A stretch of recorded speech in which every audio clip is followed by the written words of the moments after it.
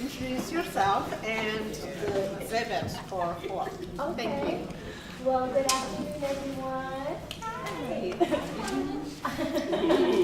My name is Nikki Gibson Hill, and I'm the Curator of Education at the Spelman College Museum of Fine Art. And for some faces that are a little new to the ADW program, we have a partnership with you all where during the midterm exam period, there's an opportunity to go into the museum and make connections with midterm exams that are tied to sponsors as well as your audio narrative. So I just wanted to take this opportunity to let you know that literally the doors are open and we're here to troubleshoot, chat, and improve on how we can be better partners with the work that you all are doing. So here's just a quick spiel about some things I just want to make you all aware of.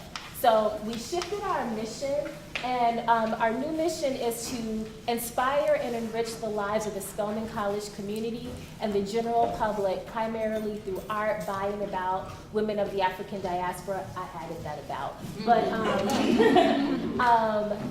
for numerous reasons, but we'll get into that a little bit later as we build more of a relationship.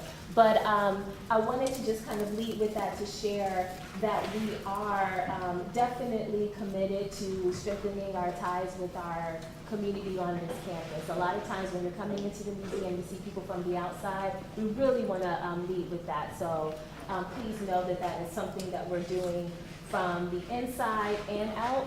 So, okay, let me just make sure that each slide fits.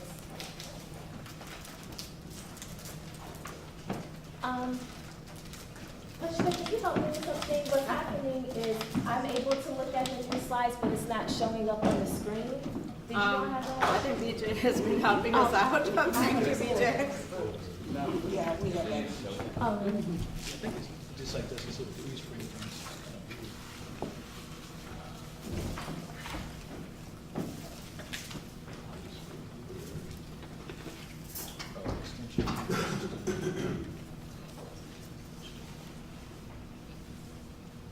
And then shift.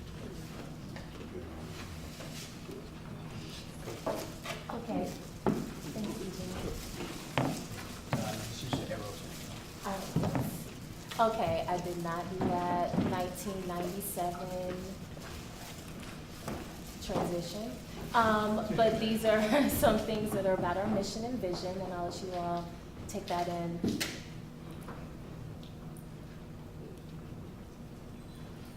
So this is our focus. We really want to make sure that we're supporting the ADW faculty and students during this critical first couple of weeks leading on into the entire run of the ADW program. So I want to just kind of take you through some of the exhibitions that we've had throughout the year. So we have exhibitions that really engage Black female identities in the myriad of ways that that happens, so that's why we're adding the ES. We've definitely looked at partnership in multiple ways as it relates to, in this particular exhibition, interracial relationships. Multiple choice, looking at our extensive permanent collection. So a little known fact is that in the Cosby building, we actually hold the permanent collection. So this was an exhibition that we were doing where we invited our community to actually go into the permanent collection and select works that moved them, and those were the works that actually found itself in the show. And then this is an example of how we were looking at student engagement in some more deeply rooted ways. So hosting drawing classes with live models inside of our space. And this was for a Posing Beauty exhibition that we had that looked at over 4 decades of the Black presence in American culture. And this is another example. This was done on the occasion of the Women's Center Tony K. Bombara Scholar Activist Conference, and this is an exhibition that focused on a legendary artist who is severely underrecognized by the name of Maren Hassinger, and this is a performance work titled Women's Work. So when you kind of think about that, you're looking at working in textiles, sewing in this way, so she kind of complicates that, looking at New York Times magazines, and includes people that students, as well as visiting scholars, and then faculty. So Black Chronicles, which was an exhibition that was looking at the Black president's presence in Victorian England. And this was, in many instances, the first time that we were looking at these images for over 100 years. And then a show that was definitely a hit with ADW students titled Africa Forecast, which we love, and we're actually bringing in the artist, one of the artists again. So this artist who has that sculptural form, her name is Vanessa German. She's going to be coming to the museum in November to do a little bit of an exercise that mimics the things that you all encourage your students to do by looking at the show and then communicating, how does this relate to my life? It's a tentatively titled program called In Her Own Words. She's going to be merging performance, traditional lecture, artist talk, and audience engagement in that. So we want to look at our programming and how we engage to show how you can connect the arts in various points of your life. So this is another detail of the show. And the last show that we had, Micheline Thomas Mentors, Muses, and Celebrities. So the show that we're going to be having in the fall is titled Beverly Buchanan, Ruins and Rituals. This is a show that traveled from the Brooklyn Museum of Art, and she's very similar to the way that I just talked about Maren Hassinger, being an artist that is completely significant, but also being severely under-recognized. So in many instances, what this museum is dedicated to is highlighting Black women artists, but also creating space for expanding the narrative. So this is actually the artist, and this gets into her work. So this is actually a sculpture of hers, and so it's definitely going to be a dense show that's very different than Africa Forecast. So we're definitely here to help translate. So here are a couple of things that may connect to some of the material that's in the curriculum. This work investigates a range of styles, materials, movements, and literary genres. You can see her work through the lens of gender, race, class, and identity, and even though you just saw 4 to 5 stones and that being a complete piece, there are also works that include paintings, you'll see video work, you'll also look at some things that are a little bit more accessible, but we have shifted the way that we create didactic materials that start to break things down further rather than always having one person in the space. And in addition, we're launching a more robust docent program where we're going to have, and so docent translates into somebody who's giving tours in the museum space. So we're working to have, throughout the time that we're open, at least one person that can talk to people about the show. So I've heard the responses on, okay, so how do I get guided through this experience? We're looking to improve in that way as well. So here are some things that might, make some connections for you. Memory, historical injustices, the concept of monuments and ruins, and this process of documenting culture. The documenting culture part that I want to speak a little bit more about is that we're also extending the way that we're working online. So we're going to have these various residencies on Twitter, so Twitter chats, as well as having residencies on Instagram where we're having people such as Holly Smith, who's our archivist, identifying monuments and ruins and documenting culture to kind of extend the education further. So there are multiple ways of accessing the work. Here are a couple of pieces of points of entry that I just want to offer up. So this second one that is just really meaty is pondering if social atrocities can leave scars on the land, just like it does the body, and if or how nature can be a place of healing. And there was a recent visiting artist by the name of Deborah Jack from the Department of Art and Art History, who engages the transatlantic slave trade by looking at, and this is engaging science as well as art, to talk about hurricanes and to actually think, is that a way of cleansing the land when you're kind of looking at the Caribbean and places like New Orleans as those kinds of sites. So these are some ways to create those connections. And then because she definitely works in architecture, this concept about the architecture of survival. So this little aside, when speaking about urban environments, when we look at, let's say the projects in Brooklyn, for example, You notice that you see high rises that are over 40 stories, but then you see a little small plot of land. A lot of historians and public health professionals have talked about how that promotes violence because of the human nature wanting to have a sense of ownership over land. So when you think about a home, you can easily claim space and say, get off my stoop, or I'm sitting in this area. But if you're looking at over 300 people living in one area trying to make claims of space that are super small, that then affects housing, health, relationships, so all of those things kind of being conflated together. And so those are some of the things that come up in Beverly Buchanan's work. And then juxtaposing that against the rural South, which she focuses on. So these are shack houses that are a part of her work, and these are abstracted figures. So she does something that's really interesting here, where even though you see these homes, they're accompanied with poems that are giving voice to the people that are inspired by the houses that she's seen along her travels through Georgia, South Carolina, and North Carolina. But then she also includes this really compelling concept of looking at them as autobiography. So can the body be a house? Can you actually see yourself outside of a representational figure? So here are a couple of things that I just want to let you all know that might be helpful to you and your students. On the 15th at 3 o'clock, we're going to offer an open house, so that's an opportunity to meet with the staff, but we're also going to be offering tours and just talking in general about the show. And then our opening, which will be similar to the ones that we've done before, and we'll actually have the curators of the show available for a lecture, and that's going to be September 21st at 6:30. And we always offer this, but we're going to be providing guided tours during the time of when your assignments will be due. So you can yell this out to me now, or you can reach out to me privately.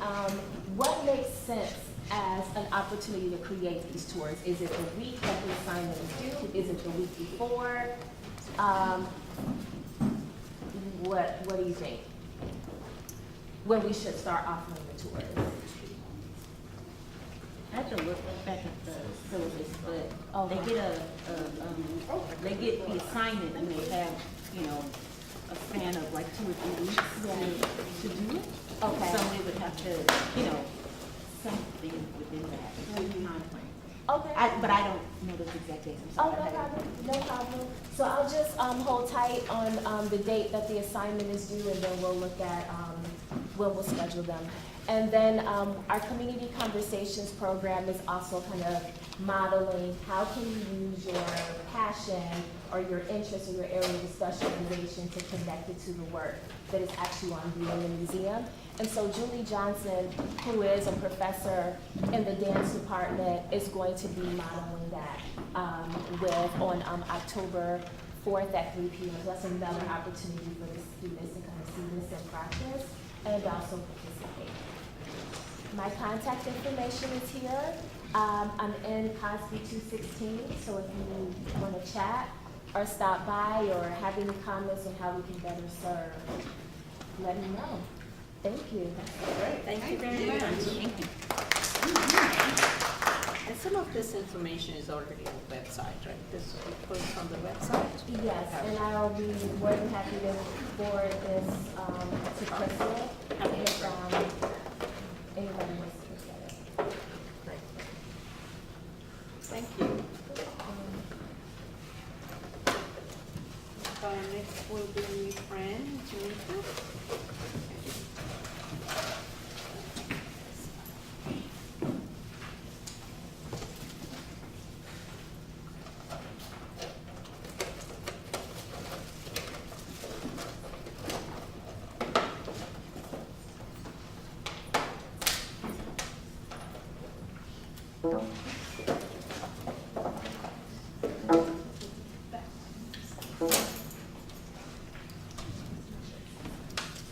Okay, well, good afternoon, everybody. How are you? Everybody's looking very relaxed and refreshed. I'm sure you all had wonderful summers, right? Well, it's obvious to me that some good things were happening during the summer based on the wonderful presentations that were held earlier this morning, so thank you all for those.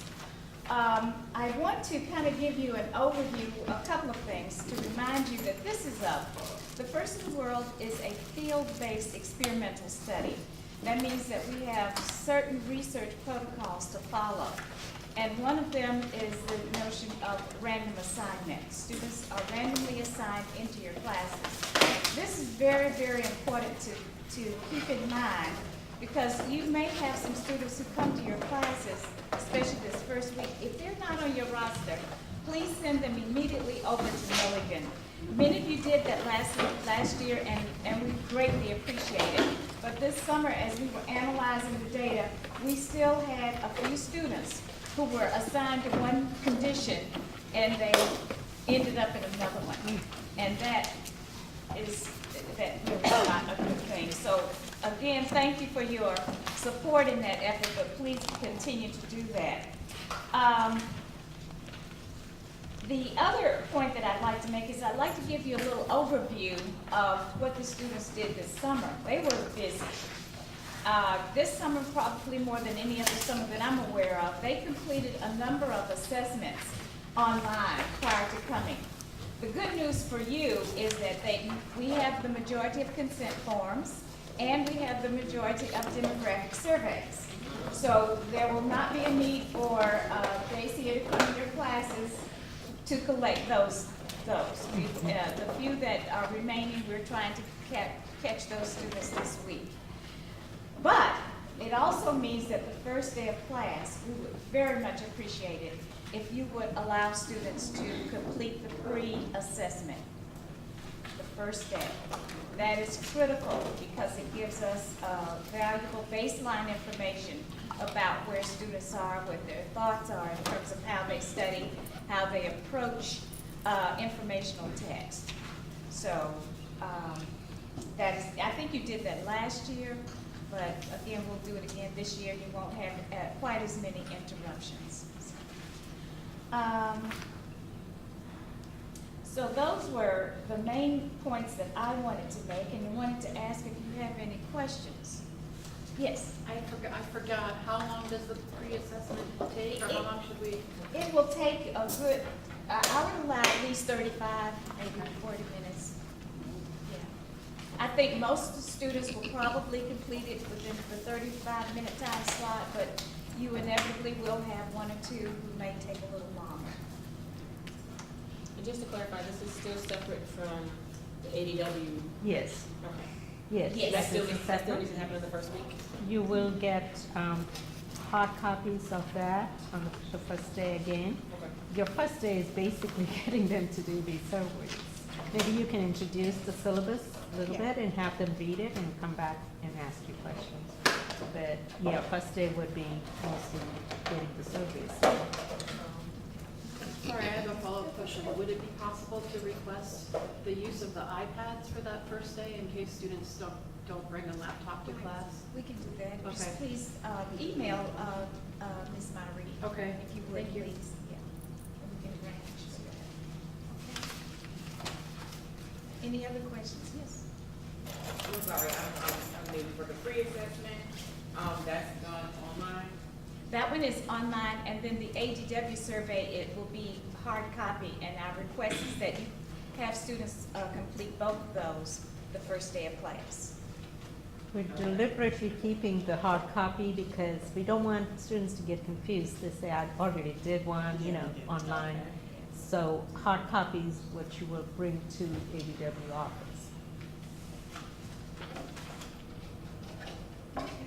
No more questions? All right. Thank you. Thank you, Fran. So I'm just going to be speaking a little bit about our reading logs.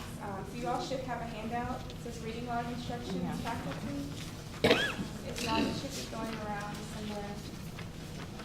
So there are a couple of changes with the reading logs and reminders, and I wanted to pose a question for you all about how to handle some of the upcoming issues. So again, as we discussed last year, the reading logs are one of our main outcome variables for the study. So we are doing our pre-post assessment to see if there are any differences. But this is another way that we can look at student changes across the sections, our treatment and control. So we really want you all to take it seriously and for the students to take it seriously. And some of our changes are to try and help the students to see this as something that could be more important than what they may otherwise think. So the first one is just a reminder, the students are expected to submit all 10 reading logs. So we recently had finished looking at some of our data for the reading log from the spring and fall semester of last year. And there was quite a bit of variability across sections. So some sections, almost every student submitted 10, some the average was closer to 4. But we really want to make sure that everyone is emphasizing the students that they should be completing all 10 of the reading logs. So if they decide not to, that's different, but we want to emphasize to them that they should be doing all 10 reading logs. Our second one is also a reminder that we should not change the instructions for each log, so that's something that we need to be consistent across all sections, treatment and control. We don't want to give specific instructions about anything that was maybe discussed in class. It should be open to them to write about whatever they feel regarding that particular reading. One instance that came up, and I don't know whose section it was, but someone had their class write about a Beyonce, I don't know if it was lemonade or formation, but we want to keep the instructions the same for everyone. Our third point, so this semester it changed. So after analyzing the data, we realized that it's really best for the students to submit their reading logs in Word document format. So we're going to change that before they could type within Moodle or they could upload whatever type of document they want. We had some students to upload PowerPoints, pages, images, PDF, but this semester we're really going to try and emphasize just Word documents. And that'll also make it easier for you all to check the word count, because you can just open the document and the word count is right there at the bottom of the screen. Let's see, our next change, students should submit logs in paragraph format. So using complete sentences, I don't think that's something that we talked about at all last semester, but there were quite a few students who just did bullet points. So we want to make sure that they're using paragraph format, complete sentences. So we'd like them to title, when they're saving their document, saving it in a particular way. And we also have a second handout that's instructions for the students. So on there, it specifically tells them how to save each document. So it should be log number, last name, first initial, and that'll make it really easy for us to keep track of who's submitting and how many they've submitted. So the next point is something that we would like to propose. So it's not something that we're saying we have to do, but when we were analyzing the data and looking at the grading, we realized that there was a lot of variability in what percentage, the percentage that students were given for their reading log, so between 0 to 10. And it's hard for us to determine how that grade was assessed. So we'd like to propose an all or none format for the reading logs. It's up for discussion. So if they do all 10 in the correct format and the correct word count, they get 10%. If they don't, then 0%. But we'd like to hear from you all how you feel about that. So that's up for discussion. If anyone has any feelings one way or the other. I like it. Yeah. At first, I liked it, but then I was thinking, anything, especially because they have just that one opportunity to submit it, anything can happen. And they could be sick. They could, somebody could die. Anything could happen. And they've been really good. They've submitted 8, and then they lose all 10 points. Or So in a reader circumstance like circles. that. Reader circles and things they can go to This for is makeup. 10 points. Reader circle is up to 3 points on a quiz. It's nothing near equivalent to 10 points. And I would think if it's an excused absence, that's okay. So they could still be allowed to submit late, but I don't. So we are allowed to accept it late with an I think excuse if it's, absence? I think excused, we have to, right? I mean, I don't know. We're supposed to. Well, I'm sorry, I'm just late to the party. I think pretty much all my students are both in the desk, so they submitted. But why is it that we can't use 9 points or 8 points, or can we, or? Yeah, I think you can. It was just that we didn't know how it was determined. If you turn in 8, and I'm making 8. Yes. That's not yeah, I that's didn't find it, it a you know. problem. Yeah. It's not a problem for us, is it a problem for you? I mean, I wouldn't want a student to turn in 9 and not the 10th and they get a 0. I don't think that. I wouldn't do that in I a don't regular like that. classroom. Yeah. Oh, is it a problem calculating it or what? Yeah, one of the problems we have found is that's the wide variability. What you might give a point for, someone else may not give a point for. So if it's kind of like past, it just makes it a little bit easier to analyze. So you don't bring in that That variable. So my question is, if, you know, someone sends just out of, you know, for example, 9 really good or satisfactory reading logs, and then they get tired, and the last one is either plagiarized, which happened to me last semester, or just crappy, then they get no credit? You mean all together? Yeah. It's what we were proposing. Right. You know, if they're plagiarized, then maybe that. Well, Yeah, I don't feel sorry for that. Yeah. But I mean, like, I think one of the things that makes me pause on it is just that if you had so many and then you did what we asked you to do, Yeah. and you don't get any credit for any of them. Right, so I have a problem with that. Yeah, and that's understandable. I think we're just trying to make sure that the students are taking it seriously. Wait, I'm because- misunderstanding. I thought you meant for each individual. Right. This is for each individual reading log, No, right? turn all together. Oh, you're saying if they turn in all 10 and get 100, or they turn in 8 and they get 0? Yes. Right. If you don't turn in all 10, you don't get 10 points. You don't get, you lose all the points. That's kind of too much. So can we amend that and say, if you don't turn in that one by on time, then you don't get those 10 points? So they can still get totals of 10 and you still know how we're doing it. So they can get 40 points, they can get 60, 80, Wait, so 90. I'm not understanding. So they still have an opportunity to turn in all 10, right? So say they turn in 9, they get 9 points, and those 9 were on time and before, you know, and meet the word count. So they still get 90 points. That way you still know how we're giving the points, but it's not like they're missing 100 points from. Yeah. Well, that's what we're doing. I don't think everybody was doing. Yeah, as long as everyone. uniformity, right? Exactly. Yeah. Whatever we do, just everybody do it. And it's what that way they still get something. I think the issue is we really do need for them to turn in. Because what we found happening is we had some people with 7 and some with 14. Yeah. You know, 14? We had some with quite more than, I don't know how.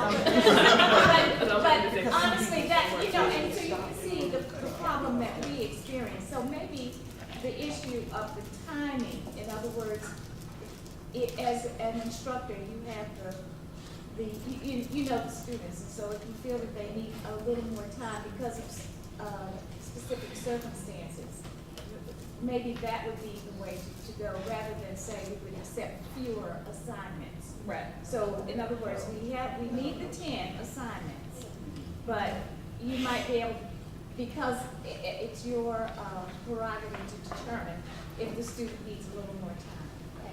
I'm not saying we're gonna tell them we'll take fewer. You know, we're still telling them they have to turn in all 10. I'm just saying that gives us an option to not have to, you know, give them a 0 if they're turning in 8. But can I say something? I thought those reading logs, you wanted to collect their thoughts before any intervention. So if we're giving them extra time, there is intervention, because we've discussed it in some way. So I don't think that takes care of that problem. So you wanna have all 10 to do what? To just do that? No, so we're also looking at change over time, and it's hard to look at change over time if they only submit 3 or 4, or, you know, if. Actually, What does that you have just to do don't, with I don't understand. Actually, you know what? Then you just don't have that. And it's my understanding you're not grading them. That the instructors don't grade, quote, grade them. They You didn't give them check to any. make sure that they are submitted. No, you asked us to look carefully at them to make sure that they were taking That they for meet the, work. right. Yeah. I did that. The second. Yes. So technically, they're So only we getting the were grade cheating. for the grade. Oh, so I won't forget about One idea might be to assign 11 reading logs and then tell students that 10 of them are going to be graded. That's just an idea. Or counted, not graded. Yeah, or counted, however you want to do that. Okay. Yeah, we assign more. And I have to tell you too, that the quality of my logs declined. Yeah. They got tired over time. Yeah. Yeah, they were, especially first semester, So it's- they were really enthusiastic and then, So so what we found in some of our focus groups is students kind of portray that the instructors don't really care about the reading logs. So if they get that feeling, then they're not gonna really take them as seriously. Some have even said that their instructor said that they won't read them, so then. that was first semester, that was first First semester. semester, it wasn't a. Well, we have some in spring who said it too, but, so I think our point is we just want them to take it seriously since it is such a major piece of data. And we're open to suggestions, and whatever our consensus is, we just wanna make sure everyone does the same thing so that we know what the data are telling us. So we could assign more than 10 and just count the 10. Can I ask a question? What are you gonna do with the writing? So, I mean, as far as, and how you analyze the reading logs? So we're doing qualitative analysis. We're coding for major themes and what they're writing. I have a suggestion, especially if you're gonna keep the, if we decide to keep the, like you have to do all 10 in order to get the 10%, maybe space out the reading logs throughout the semester. I know that I feel like I have more participation when I had more control over which reading logs we were gonna do for the first semester as opposed to the second semester when it was just, for those first 10 weeks. And so, like, because the ones I picked the first semester had to do with things that we were going to talk about in class, and we were really thinking about these things, trying to get them to synthesize the information. So, yeah, but we only have, I guess, 15 weeks? Yeah, The you first really 2 don't and 3 have- were not really, so we'll have to have this space. Now, I'm gonna go back to my little, way of looking at it, okay? And we should stay with the 10. And I think, could we say, for every correctly executed reading log, you would get 1 point? And if you turn in 7, that's what you get. And that, if everybody's stuck with that, and you saw 7 reading logs, then the points should never be more than 7. I don't know. That, if everybody could agree to that, that would probably be fair. And So tell you your can choose students- any 7 to turn in? Is that what you're No, saying? if they only turn in 7 executed correctly, Oh, they reading get logs, 7 that's, points. they lose And if they those turn other in 4, they get 4. Right. Which is what we have now. Yeah, which is. But you're saying No, that's everybody's not enough doing for that. you. No. If everybody does that, then I think that would be okay, in addition to emphasizing the importance of it. And that 10% can make a big difference in your grade. Yeah. Would you like us to vote on it, or are you okay? Yeah, with no, the if you verbal? could vote on it. And also, just this is something I did that I'm telling myself, but I gave partial credit sometimes if somebody put in maybe half. That's what I'm talking about. There was Yeah, so I difference. want to make sure to put it out there so that we understand. I think it's kind of what Omi was saying, that it's either for the specific grade, you either get full credit or you don't. Yeah. And Right. that needs to be across the board as well. Yes. And I would just add, one of the ways that the researchers were looking at analyzing the data, they only selected those students who had completed all 10 of the logs. So that really reduced the number of logs that they reviewed. So that's why it's very important that we keep in mind that, of course, the seriousness of it, as well as the fact that we really do need to have some consistency. If everybody says 10 logs, then we have 10 logs. So will you do that next semester? This semester, will you only analyze the students with 10 logs? I mean, probably. Wow. And then within that, it gets cut even more if they're not writing about the reading not using the instructions, so it just dwindles down to where, we don't have as much data as we would like. That's the problem. Yeah, so we can Well, try. then making it zero credit wouldn't give us the data. Yeah. Yeah, I wouldn't get that. Well, I think if, and I know if we're doing this anyway, I think a lot of us, maybe getting some discussions on whether you write in your reading log, so that gets, sends a message. Or I read your reading log and I thought this was interesting that you expound on this point. So they know that we're, even if you're randomly looking at them, they don't get called a task, or, even if they just don't have 250 words, just say, you didn't get credit this week, and you didn't write, so that they know we're paying attention. And 10 points is as grade conscious as our students are. That's a lot. Because if you lose those 10 points, you don't have that A that you want to grow with. I was just wondering how you all came up with 10. Just by the length of the semester, we thought that was the most reasonable. So those first couple of weeks and last couple of weeks, it was a lot more. I mean, I haven't seen any of the logs yet. I just kind of have to side with you. I feel like 10 sounds like a lot to me. I don't know what the word expectation is. 250. Oh, that's not. Yeah, it should take. Yeah, it's not a lot. Never mind. That's all. I'd like to make a motion that we do what Joan said. Which is, Joan? The same way. We have 10 required reading logs. For every correctly executed reading log, that's 250 points, and 6 to, now you get 1 point. And if you turn in 4, you will get 4 points without any question, and that means that your grade is significantly impacted. Can you define significant, correctly executed? So we have it. Yes. And you want the top words on top. 250 words on top. Okay. That would mean we'd have to look at them a little bit more often. But, okay. Haven't heard from Asia. Oh, sorry. Okay, I mean, I think part of our lack of clarity around the assignment is that we did not create it. And now we're having to deal with it in our course.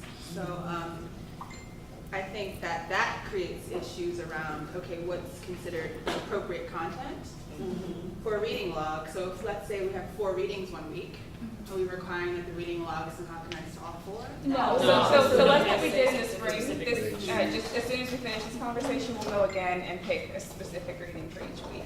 So it's one reading a week. We do that in the spring semester? Yeah. Okay, so that's what we're gonna agree on. Okay, I mean, just because I have questions around, what, because 10% is a lot, and I want it to be meaningful, because I think first semester we were just saying if you go through the motions, kind of. I mean, that was our directive, actually, but, so I guess now it's about figuring out, how I'm gonna grade this, that's fair. Yeah, so as far as the appropriate content, that's just, did they write about the reading? The text at all, in any way, complete sentences, but now we're adding things like complete sentences. You see what I'm saying? So it's all right.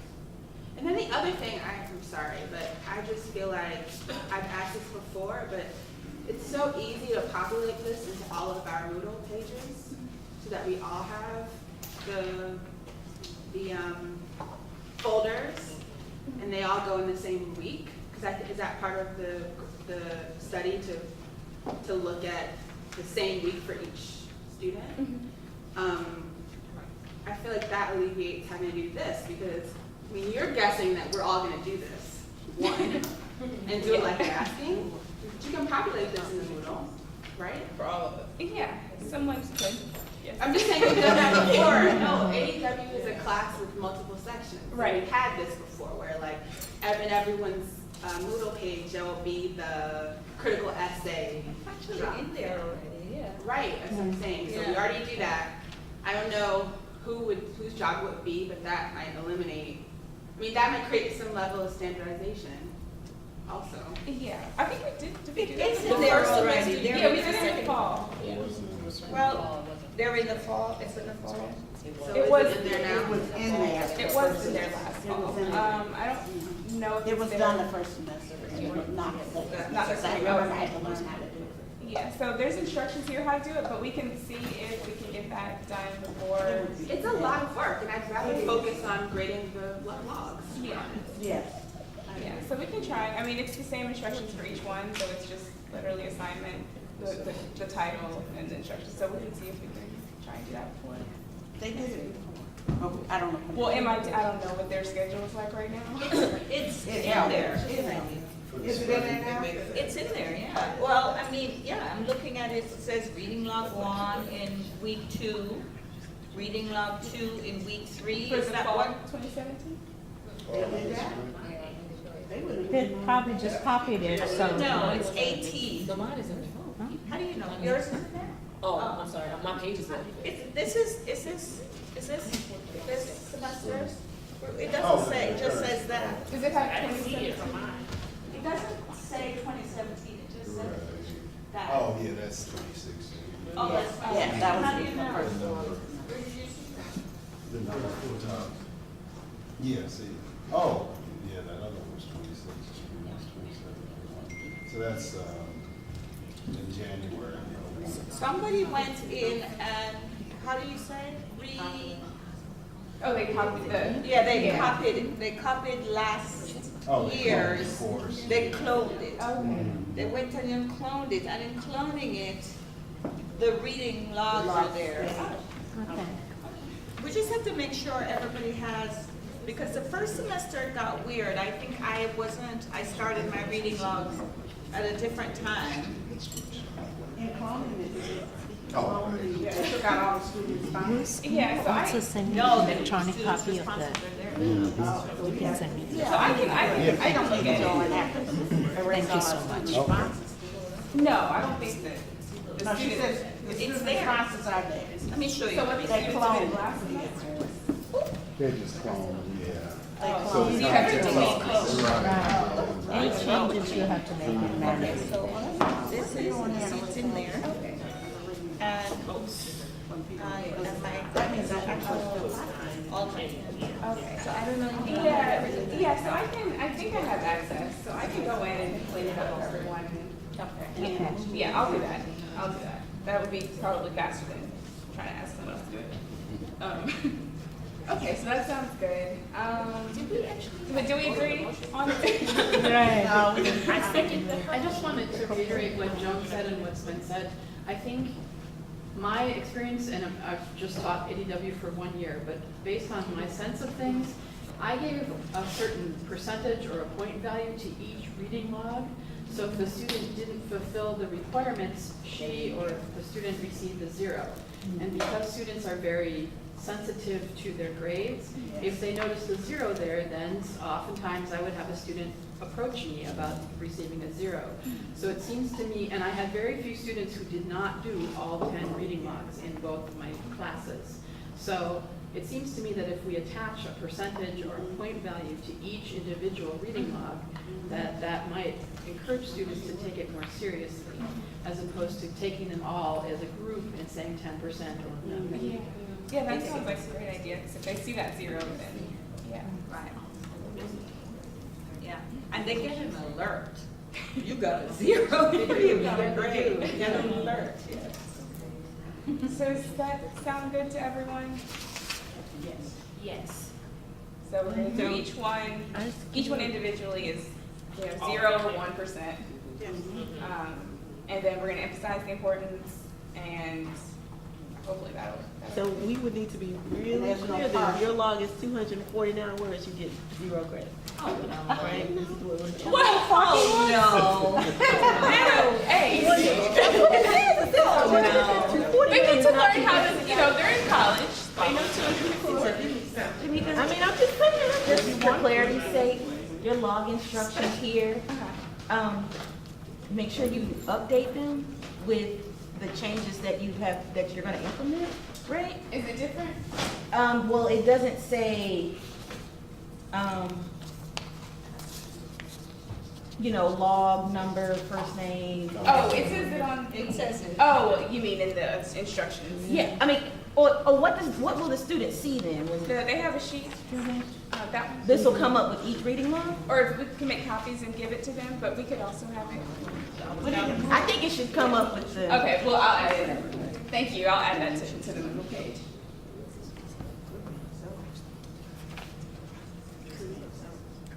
Okay.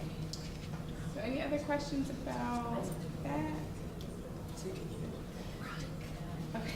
What's the final consensus for you to make the statement? Okay, so the final consensus is 0 to 1% for each log.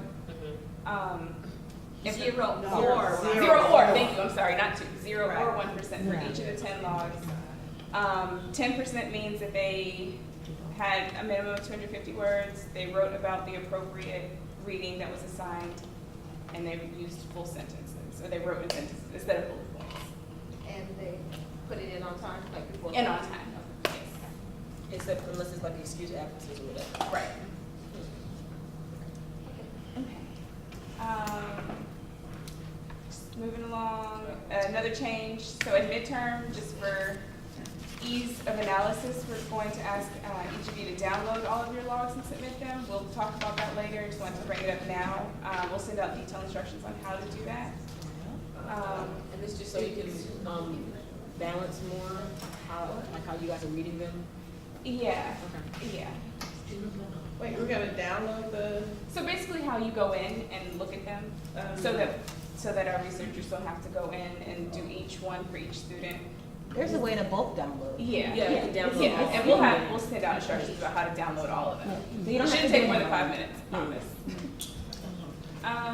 And then last thing is assigning the readings. So everyone should have a copy of the syllabus. So we'll just quickly go through and say which reading we want for each week. Yes. I'm sorry. Yes, we're doing. What you just summarized about the meeting law, would that be given to students as well? That would be helpful to them? Yes.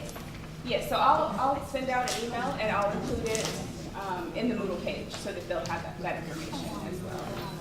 I think we're gonna also have to revise our blurb about reading logs and the syllabus.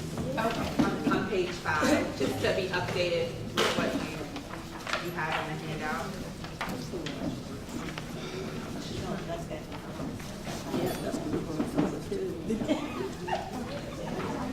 Okay, if that can be sent before we print Okay. the first day, which is next week. Okay, I'll send it out as soon as possible.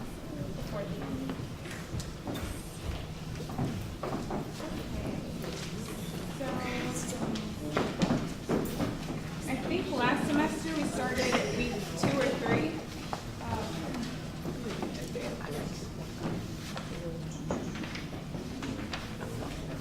So if we start on week 2,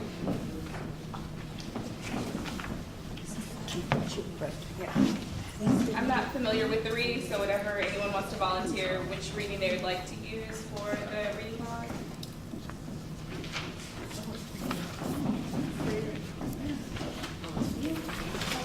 Maybe we should start on 3. We don't start on 3.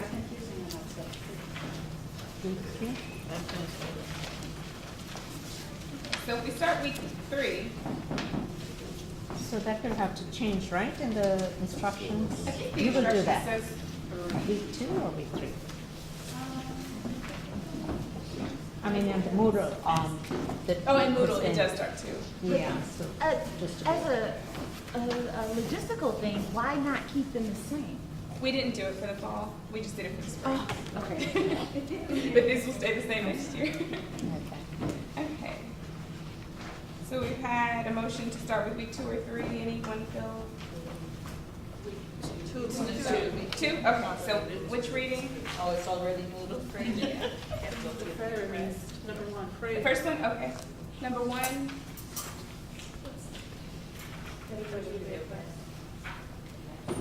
And this will be included in the syllabus, just like in the spring.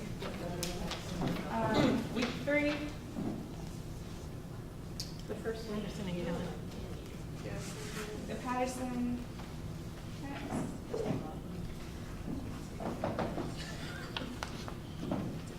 Week 4.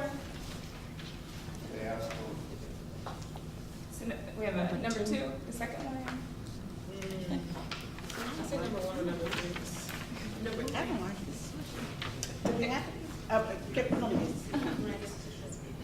We didn't do this last, I know we didn't in the spring, but I fear, and maybe I'm wrong, that students will, write about this and then limit their reading to this as well. And so we're pulling teeth. They're already doing that. We still have quizzes. Yeah, I know we still have a quiz thing, I know, but, okay, if everybody's cool with that, I do have that feeling. And we didn't, I know we did They the would do second that semester, and that's what I found the second semester, that they were less prepared. They for would do the that other. anyway, if we say, select any one reading to do your log on. They would select one and not read the others anyway. No, the first semester, maybe I was doing something wrong, I didn't say select one, I said, you find as much as you can. All of them. Yeah, it's Yeah. a lot though. I know, but they tend at least to know something about it. But anyway, carry on. So I vote for one. 3. So let me just have a raise of hands for text 1. What are we talking about? For week 4, I'm sorry, week 4. Week 4. Text one? Text Oh 1. my gosh, only 2 people. We have 3, 4. Without calendar. Week, text 2, week 4, 1, 2, 3, 4, 5. Oh, No, we're on 2. I'm just gonna vote for you. Okay, we have the majority there for 2. So 2? So 2 for week 4. Oh.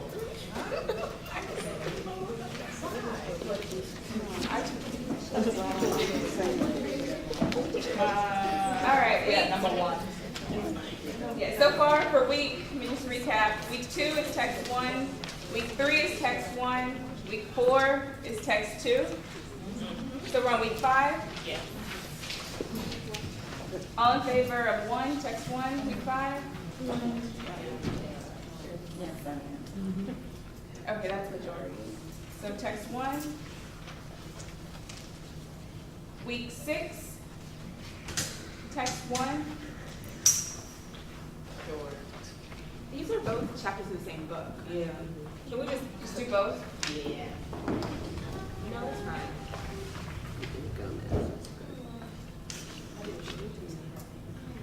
Do you want to do both for that, since they're chapters? Yeah. All right, let's do both, 1 and 2. Okay, so week 6, we're doing 1 and 2. Week 7, we already know that one. That was easy. Week 8, we had that one already. Let's see, is there a reading? Yes. Yes. So It's what's in that? that website, you are reading. So they're just gonna have to read all of it. Okay. So which, number 1? There's only one. Okay, so week 9, we don't, skipping week 9. Week 10, there's only one reading. Number 1. And 11, there's only one. Is that 10? That's 10? Yeah, 10. Okay. So do we, No, it's not. no, we started with week 2, so we have to go to One week more. 11. So then week 12, Oh, equal, I guess. text 1, all in favor? Wait, where are we? Wait, Week 12, What happened to week 11? there's only one text. Wait, but how many logs are we at now? So we see Only one one more. more. We get 10. Because we only have. Start on week 2. and then we're not doing the reading. We skipped 2. Because we didn't do anything for week 9, because there's nothing, no reading. All right, so week 12, text 1. We have 1 vote. Any others for text 1, 2? I have 3. Oh, Text 2. text 2, okay. Either that or the document. Okay, that was. Because we have quite a few Gomez cases. Okay, so we're all done. I believe that's it for me. You'll send another, Yes, I'm sorry. I'll send everything out again. Everyone's clear. Thank you. And Bruce, I'm sorry for going over your time. No. We have, All right, thank you all. thank you. Yes, I'm sorry. Sir.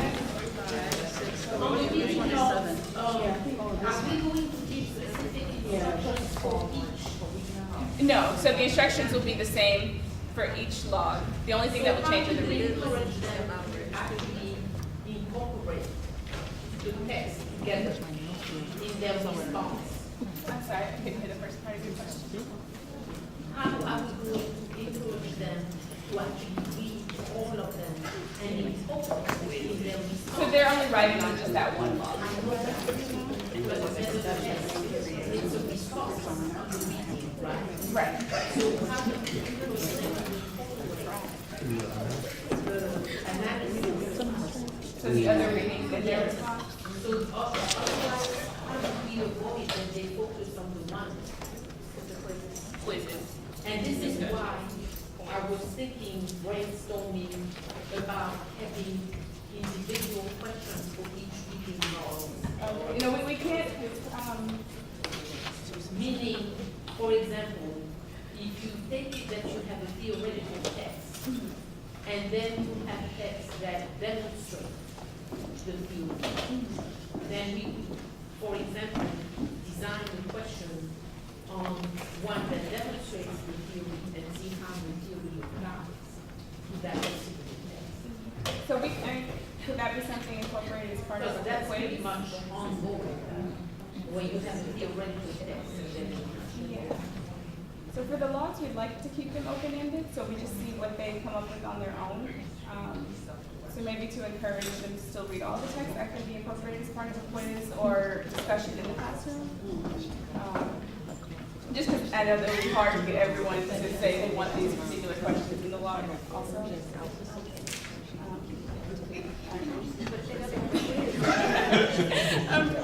I don't know if that answers the question. Yeah, we'd like to keep the logs open if possible. Yeah.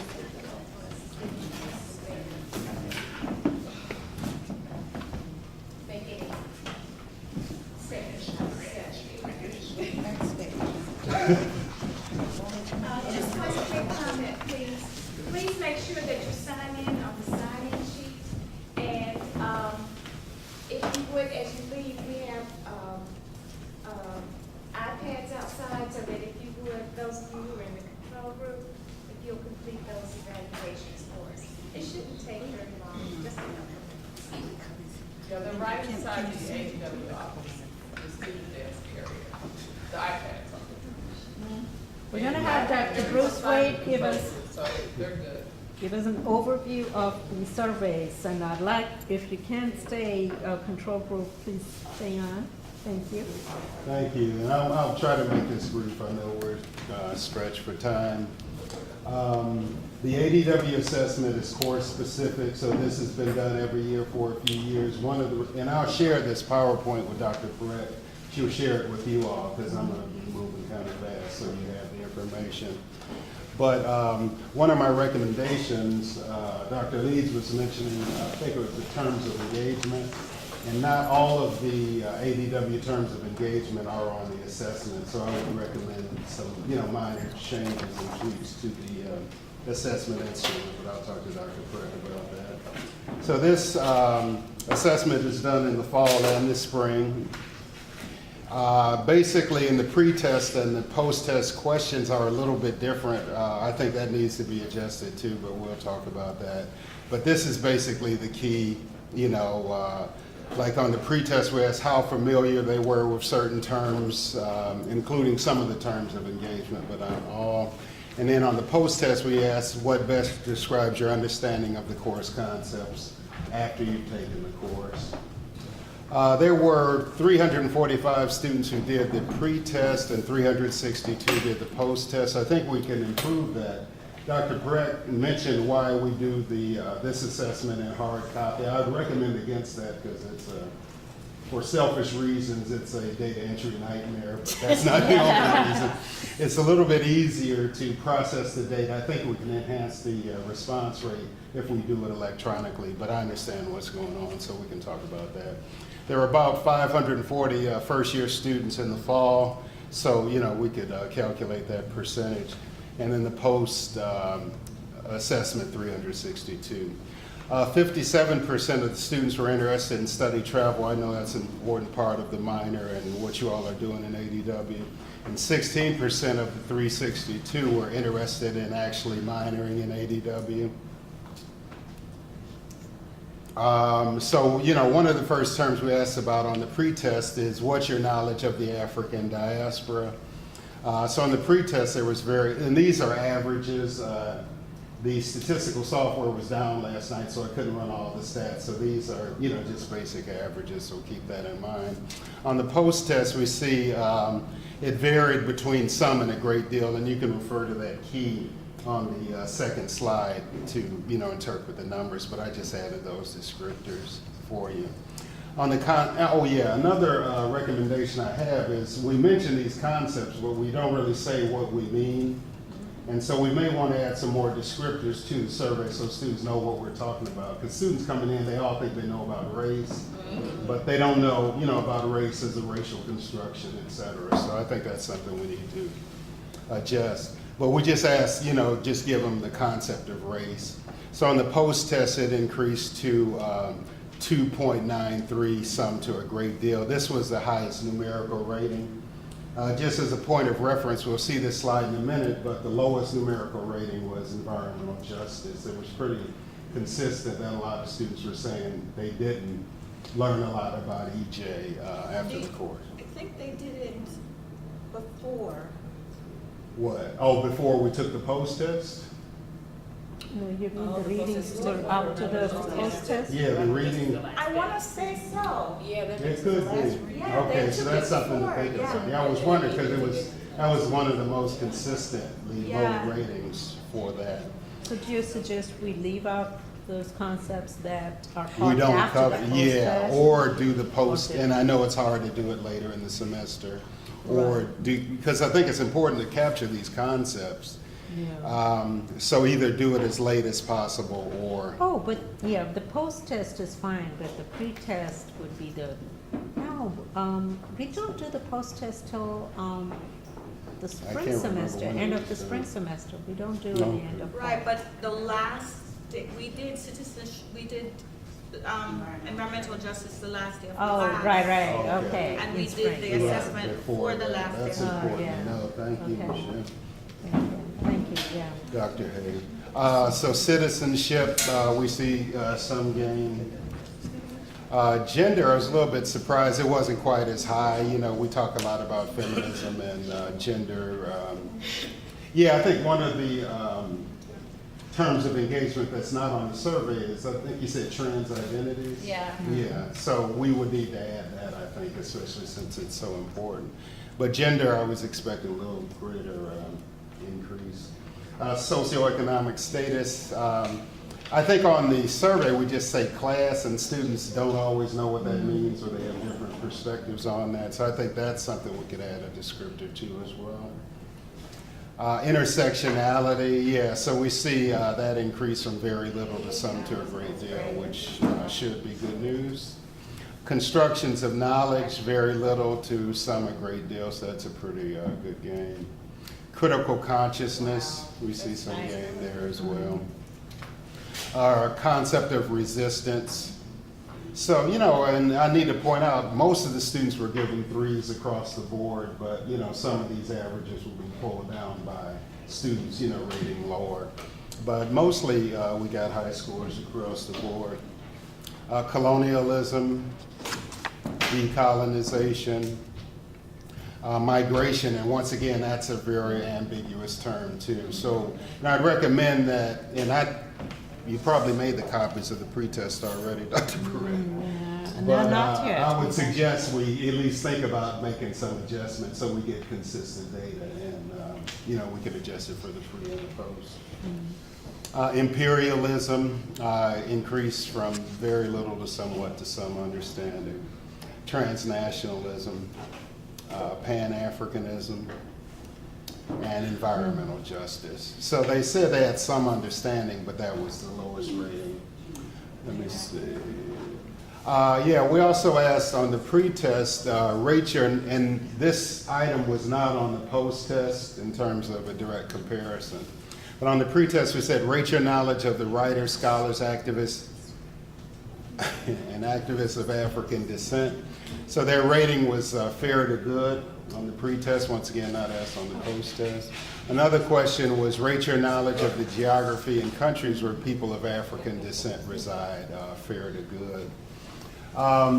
In terms of context, I think I've done this for several years, and I noticed that students are coming in with a greater, at least a perceived perception of what the African diaspora is as opposed to in the past. So they're getting some exposure in high school and in other settings. Let me see. We also asked them about their academic skills, self-assessment, reading, writing. I know the course is no longer writing intensive, so we may want to think about that. Oral skills and critical thinking. So there was a gain for, well, a slight decline in their perception of, you know, their rating of reading. Writing improved some. Oh yeah, I need to change that. Oral improved some, and critical thinking improved a lot, which is, I think, a good thing for the course and what you all are trying to do. Yeah, so this is the last slide. So the recommendations tailor the survey to the ADW objectives, terms of engagement, add concept descriptions to make the survey more user-friendly and useful. Better coordinate the pre and the post. Some of the items are worded slightly differently, and that, you know, confuses the analysis and our interpretation. That's selfish. Administer the survey electronically, but also to enhance the response rate. Let me point that out. Digitize the survey for analysis and efficiency. Okay, that's it. Sorry, I had to go so fast. Are there any questions, or like I said, I'm going to send this out, but are there any questions or comments? Well, a question. Yes. How would you suggest that we get a high return response when we digitize it? Yeah, just like we do with the other surveys, do it in class, or announce it in class as an assignment, you know, tell them, you know, you have to do it or whatever, and they can still go out on their own and do it. But I think we did it in class, and I don't know why the response rate was low to me, why it was that low. But if we, you know, put it in the syllabus, have it as a link that they can fill out easily, I think that would help the response rate. Because, you know, the 1 year we did digitize, there were 12 responses. Really? We did? Remember? Yeah.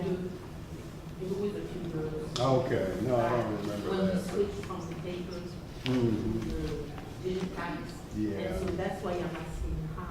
No, but I think, yeah, we could enhance it if the professor encourages it in class, even though we don't take class time. I think that would enhance it. Okay, thank you all. Thank you for Thanks, this. Dr. Perez. That is very helpful. We do use these surveys to help us think about the planning for the year, coming year. I couldn't do this, you know, of course, for 2018 to 19, but hope to use it for the planning for the following year. But as Bruce has suggested, we'll make those corrections or, you know, improvements updated. But we can't, right now, we can't do the electronic thing as I explained to you all. We're trying to keep the two surveys distinct for our students to be completing the two surveys. So if they think both are online, it may not happen, but my perception is that I've done it, you know, and I don't want to do it again. So having it, you know, hand copies on the first day helps get them to do it and give it back to you. You have a little bit more control over, you know, making sure they do it. But I see your point, Bruce, and we will keep that in mind for the future. Well, next, Any comments? FITW, the study will be done next year, so. Yes. So we can, I we can think, go to- yeah, I think so, because I don't know, Fran, Fran hasn't actually said the surveys will be completely over. Is that right? Right. You shouldn't have any surveys after this year? You think so? We might. You might still have. And we may decide that we can administer them somewhere else, so. Okay. If you So, give us another week or two, okay. and I can give you a response. Okay, thank you. That's, you know, for next year, so we have a little bit of time. But I will have to work with the technology folks to make it, you know, make sure that the survey is online, if we do decide to do that. All right, thank you, Bruce, and I hope the treatment group is here, and thank you, control group faculty members, for staying on a little bit later than. So we have to go do some things? Yeah, Fran said there is something.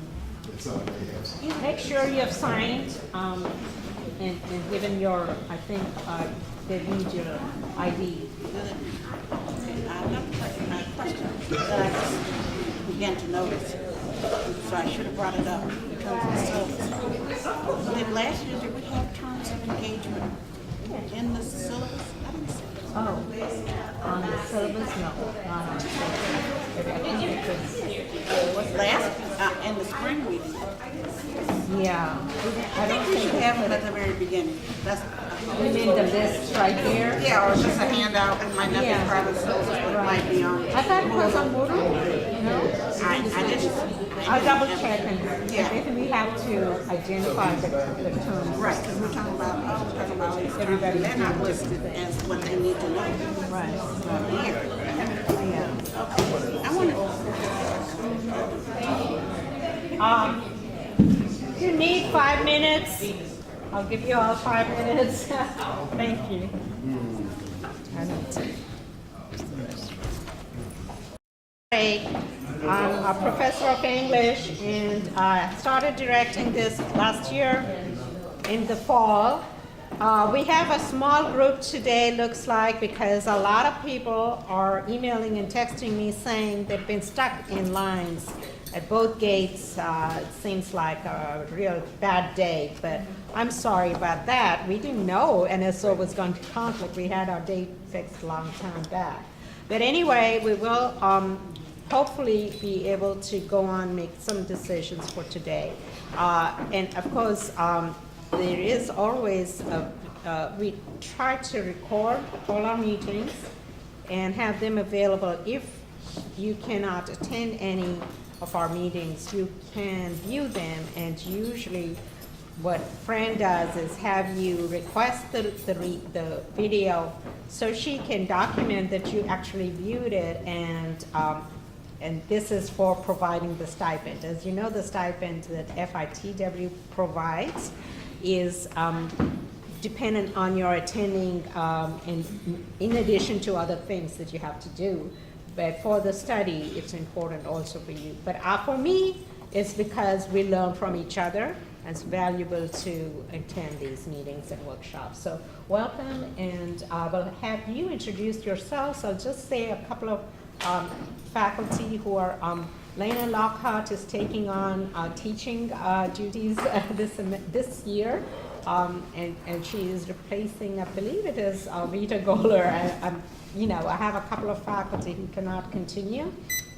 And we also have Dr. Waldemariam, who is going to join us as our retainer faculty, and Michelle Height, but she is not able to attend today. Just want to welcome you all, and we'll have you introduce yourselves. We'll start with Alethea. So my name is Alethea Tillman, and I'm actually in the biology department. So this year will be my first time teaching the ADW course. I'm Lana Lockhart, and I teach in the English department, and this will also be my first year teaching the course. I am Nafisa Muhammad in history and going into my second year teaching ADW. I'm Beatrice Morales Fava, and this is my second year teaching in ADW. More? Second year first in the world. 2+ maybe. Oh yeah, and one extra one in ADW before it became first in the world.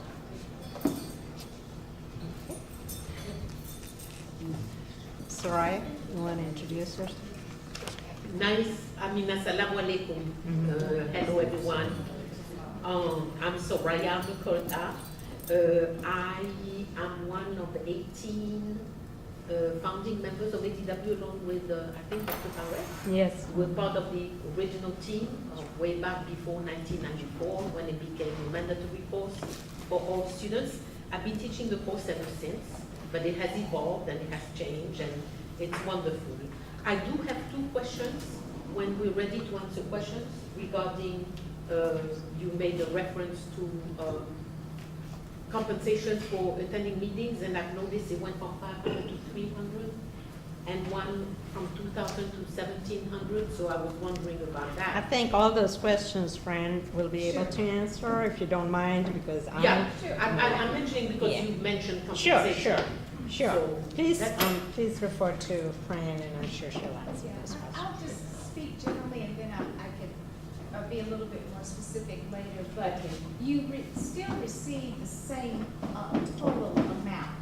The amount did not change, but because we will have fewer training sessions this semester, we had to redistribute the amount that you would pay to make sure that you receive the full amount, which is $3,500 for stipend for participating in the personal project. Yes. Thank you. Alex? Alex Kier, International Studies / ADW and Languages, and I believe this is my either 6th or 7th year teaching ADW. Steve? No. Casaro Denaren, I'm in the Political Science Department. You taught once. You taught I at taught ADW. once for a year. ADW 111 and 112. And I actually learned a lot of things about the African diaspora. Thank you. Hi. Let me get this piece of food out of my mouth. Okay, we can. Go ahead. Okay. So I'm Sakina Davis. I'm in the music department, and this is my 2nd year teaching ADW. I'm Haroon Black, and my 2nd year teaching ADW. I am Paul Jackson. This is my 2nd semester teaching ADW. In like Soraya and Pushpa, Mother Soraya didn't mention my name. I'm guilty. I'm one of the founding I looked at members Paul. of ADW. My area is theater and performance studies, cultural studies. Hi, my name is Hanan Davis. I'm in the music department, and this is also my 2nd year teaching ADW. Hello, everyone. I'm Omi Sade, or Omi Richardson. I'm in the education department, and this is my 2nd year teaching ADW. Thank you. And Crystal, you want to introduce Crystal yourself? Dollison, Senior Administrative Assistant for ADW. Yes, you will be in touch with Crystal a lot. She sends out a lot of information, useful information.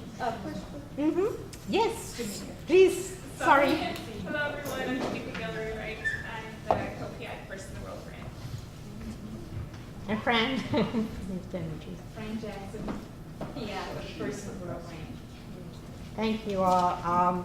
Like I was mentioning, a few people are missing today, and they sent me emails and texts about the impossibility of getting in the campus. So I just will go ahead, and one of the things I want to do quickly, won't take too much time, is we looked through the syllabus with the control group, and I want to share with you a few small suggestions, not small, maybe a few suggestions that we are going to implement, which will improve the content and the delivery, I think, of the syllabus.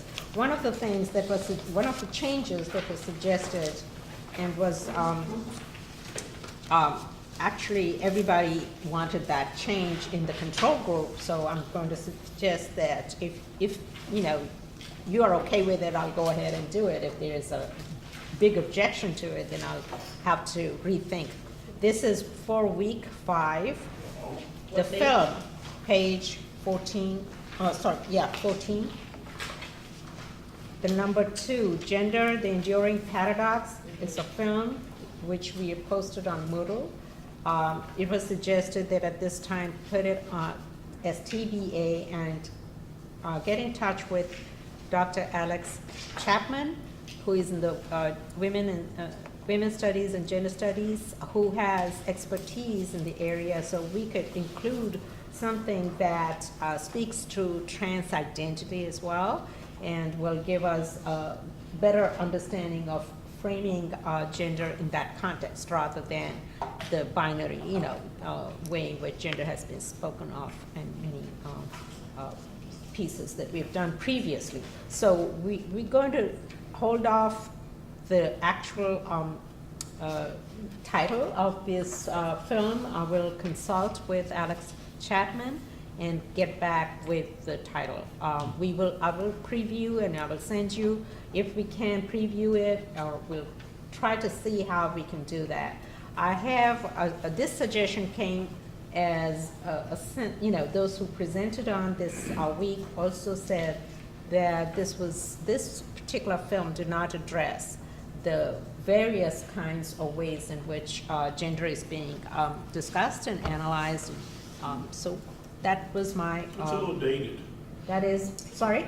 It's a little dated, I would say. Yes, that's. We had that week, and that's what I would say. Yes.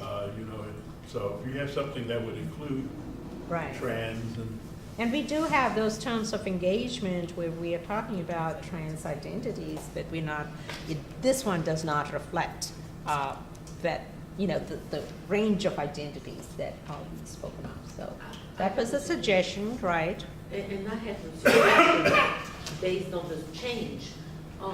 Given Bruce Wade analysis, and in gender, there was not that much of an increase. Yeah, From before exactly. to after. Therefore, that brings me to suggesting that since there is an expert on campus, right, that Dr. Moore, is it? Or No, that's Dr. it? Chapman. Chapman, that Dr. Chapman be invited to an ADW meeting, because I don't feel particularly equipped to teach about trans identity. Yeah. I grew to become better with gender, but based on the results that Bruce presented, we're not doing such a great job on the more classical way of looking at gender. Yes. And so now that we're adding trans Right. and other ways of identifying gender-wise, it would be good that we too get a training. You're absolutely right, and with the suggestion, and I can ask him to do both things. One is to come to a faculty meeting, but also to present in a large, one of the speaker events that we have for ADW. So the students and faculty are, cognizant of the range of identities within gender that we are not exploring at this point. So yes, I'm very happy to do that and ask. And I'm wondering, Chapman. I was at the end of last semester in a sort of workshop or meeting, I don't remember, but it came out that the philosophy and religion department has a gender neutral statement in their syllabus. All of them use it in their individual syllabus. And it's a gender neutral statement, and it talks about pronouns and things. Yes. So I'm wondering if we could not borrow, not to put in the syllabus, but to perhaps distribute to students the day or the week we discuss gender and trans identities. Okay, that's a very good suggestion, and I'm making a note of it.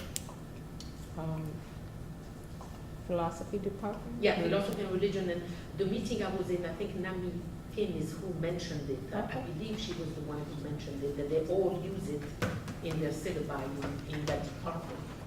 Okay, that's great. Because I think we need help. Yeah. With gender and, based on the results that Bruce presented. Right. Okay. Any questions or topic, anything that you want to add? Okay, yeah, Lana? Okay, so, when it notes that things are available on Moodle, Yeah. where exactly on? When you get, you should have access to Moodle online, and you can see it, and there is a general ADW, is that called general? What is it? Comments. ADW Comments. Okay, I'm not, yeah, I'm not in. Oh, you're not? If your section is, if you have a section on ADW, they're linked to the commons, like, you should have both. Yeah. So go to your And section. one thing that happened to me was that my ADW, both my page and the well, maybe not the comments, but one of those on my Moodle, I have to click on like the 10 hidden courses, and it's like in gray. It's not in bold.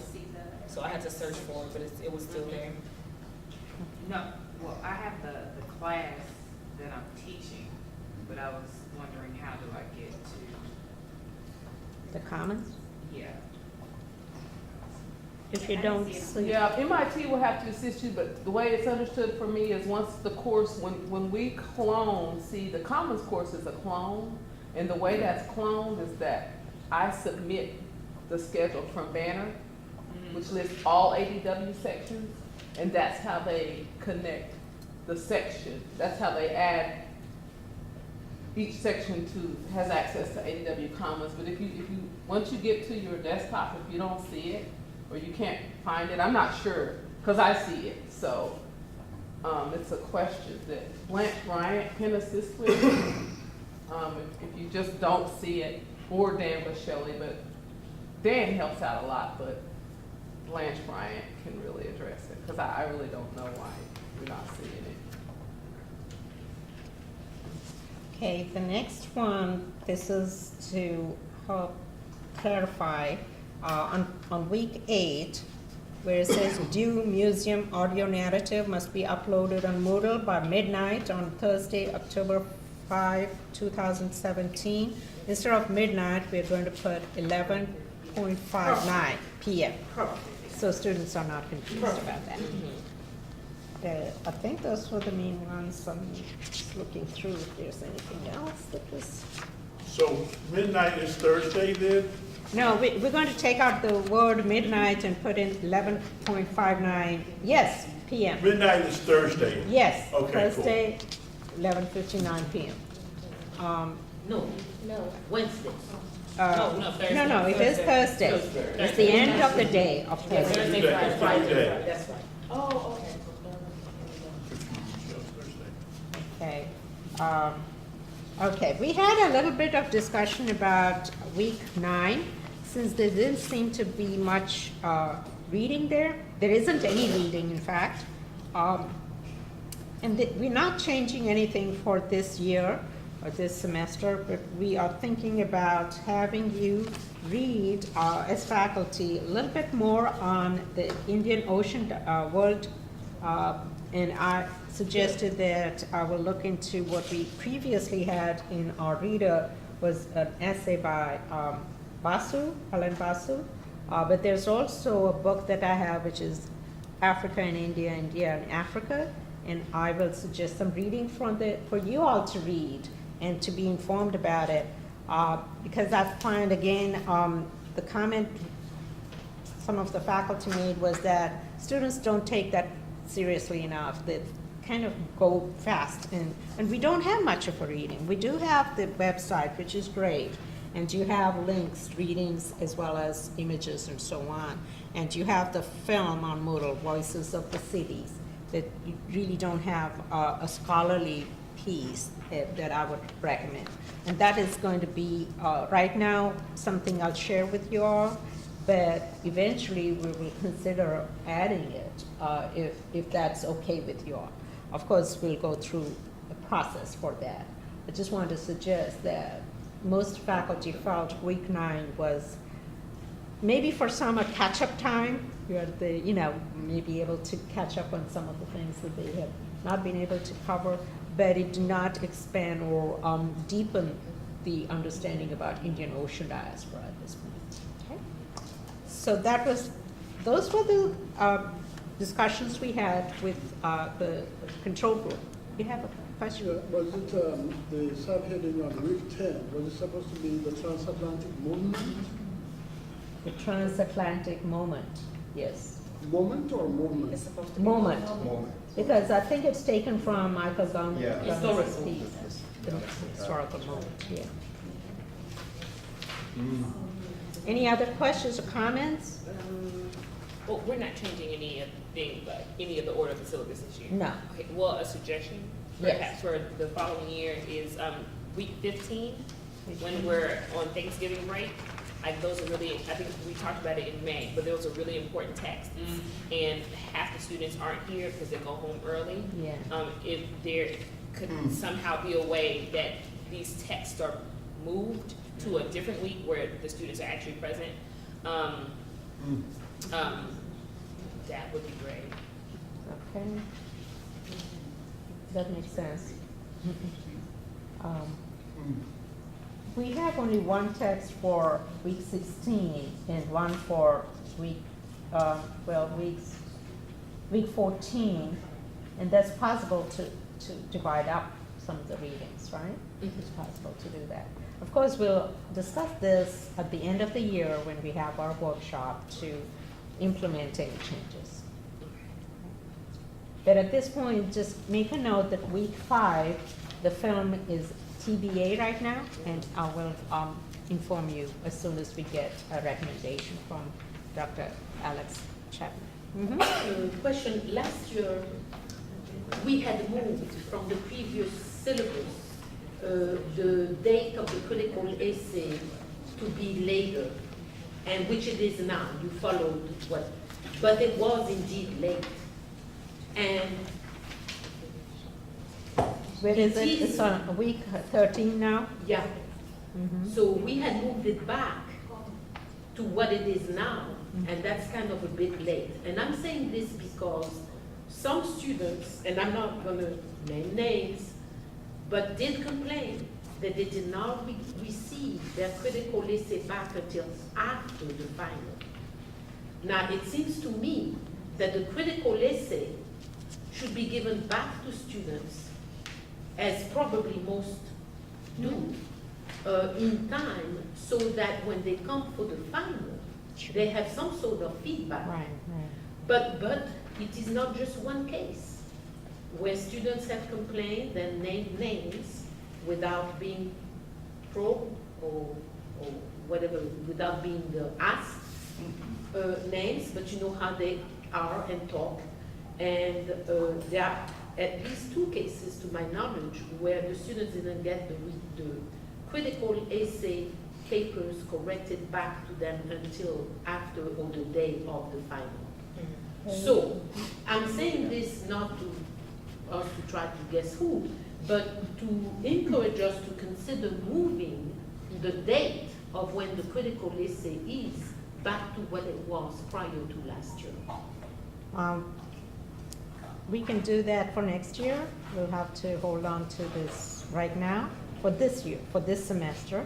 But I'll take that into consideration. At the end of the year, I will collect all of the suggestions to improve and make this better course, and we can do that definitely.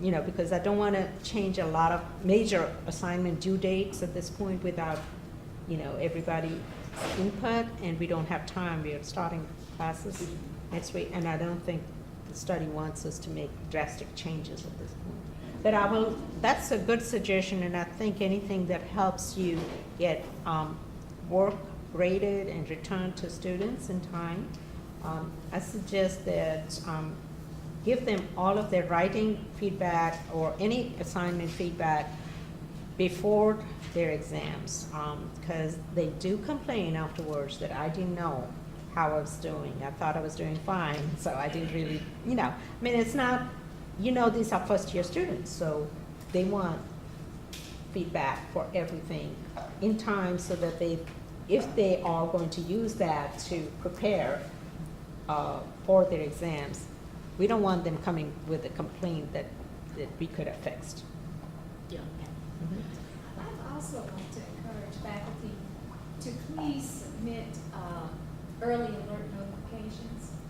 Last year, we had our largest number of students on probation.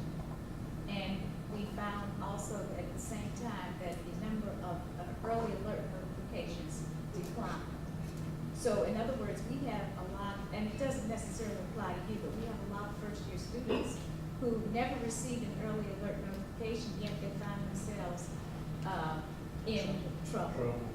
Yes, and now I think with the new system, you can submit an alert at almost any time. So your conversation reminded me to mention that. That was my next question, because usually when the early alert comes out, I don't have enough information for them in the system to give them, you know, a score. It usually comes later. So maybe 3 weeks after that, if I have enough grades and I see that they are low, we can submit an alert at that time. Yes. Okay. And one other thing, and that's a very good point, about the early alert notifications, you don't necessarily have to have a grade. But the research suggests that you, as an instructor, you can usually tell by a student's behavior that they are probably going to experience some difficulty. If they're chronically tardy, they have quite a few absences, you know, any number of things. Missing meeting logs. That's, you know, so there are a number of factors that cannot translate necessarily into a specific grade, but, and your point is very well taken, because that's what a lot of instructors say, but we're trying to encourage faculty to, any indication you feel that a student may experience some challenges in your class, alert them. And it protects you as a faculty member, as well as, you know, informing the student that you're really not performing up to the expectations. I was gonna say, I have a couple of anomalies that will be there every single day. It will be like right in your face and be on time, and that they don't want to turn in anything. Right. So, Yeah, the same thing, so just to clarify, so we can still, with the new system, do alerts after the early alert deadline. Well, you're just encouraging us to get anything that we know of, that we detect into the early alert deadline, but otherwise we can still send stuff in when it comes to us. Both. And that's all in your office. All right, thank you very much. I'm just going to move to the other seat and have the presenters come up. We're I going have a to quick get started. question. Yes, Will there be an announcement? I've been looking, now that my email works again. Will there be an announcement about a Moodle workshop for new faculty? Because I missed that. Right. When I got to do my grades, my Moodle page kind of crashed, so I had to go back at the last moment to do the old-fashioned spreadsheet. Will there be a Moodle? I think, Fran, you said that there was going to be a Moodle workshop. There will be, but it's sponsored through MIT. So I should call them? Yeah. And to find out what it is? Right. Thank you. Yes. Because I need it badly. And that's for anybody who wants to get a workshop on Moodle. Just if you're new to it, the system can. And they've also upgraded it. It's not that different or difficult to. If you already know the system, then it's okay. But if you're not very familiar with the system, I'd recommend that you call Blanche, right? Is that Blanche? Who they MIT? Is it Blanche whom they should call? Blanche, yes. Blanche. Mm-hmm. And yeah, I think that will do. All right, let me ask, who's going first? Presentation. Alex, it's all right. Yeah. You too. Yes, come on. You will take this. You don't want me to say a few words about the writing? Oh, yeah. Oh, sorry. That's Paul. all right. I know. I asked Paul to share. That's okay. I won't share Just long. go ahead. Tell us a little. I won't share long. I attended the writing workshop for the first 2 days. I did not attend the third day because I had a situation that seems to be back again today. And the first day, Jacqueline Jones Royster did a lovely presentation. She talked about the writing workshop here at Spelman, the Writing Center and its birth. And we, on the second day, we began to use like our materials. I used our rubric, other people used case studies to show how writing could facilitate teaching and learning. And I think perhaps the best way to sort of sum up how I think I'm going to use it, I'm going to make my reading logs much more purposeful in terms of writing. I'm going to move toward more direct prompts. When I got to the term papers, I found out that students really had trouble with assembling and presenting evidence. So I'm going to give a prompt that's going to encourage them to use evidence in terms of answering a question. Furthermore, quotations. How do you facilitate? How do you interpolate a quotation into an argument to make it work? And these kinds of things. So I'm going to really try to make, and in addition, and of course, even adding, we have 10. So I'm going to maybe have like 9 really structured reading logs where writing will serve a very specific purpose toward learning. And I'm going to have 2 or 3 in which I'm going to interpolate some metacognitive things as well, so that that's happening. And so that's really, they do it again next summer. I suggest, if people take it, because, it allows the opportunity to kind of rethink through some of the things that you do. Yes. In relation to your comment, I wrote, when they notified us about this writing opportunity, teaching writing, I wrote them because I was out of the country, and I told them that I felt, still after these years, poorly equipped to teach writing, and I want help to teach writing, and I want the seminar, the workshop to be offered again I suggested that they consider offering it again and maybe gearing it toward us, ADW, for during the semester. So that's the first thing. The second thing. Now, when you say teaching writing, specifically, what are you talking about? That was the title of the seminar. Yeah. The workshop you took. But you said. It was called teaching writing. Yes. So when my students come for feedback, I rely heavily on the rubric, because the rubric has the items, specific items in which in this category you performed at a B+, in this category you were a C or a D, quotation, use of, etc. But besides relying on the rubric that we design, I'm not sure how to teach writing. And so I use the rubric heavily. And then the second thing, Paul, unless I'm misunderstanding, I thought the reading logs, we were being broad enough to have some sort of data for analysis. Right. So I'm concerned I think here. here's the presentation. So your suggestion that you may want to tweak some instructions for reading logs may not apply for the reading logs. It may apply for some other writing assignments in your section, but not to the reading logs. Right.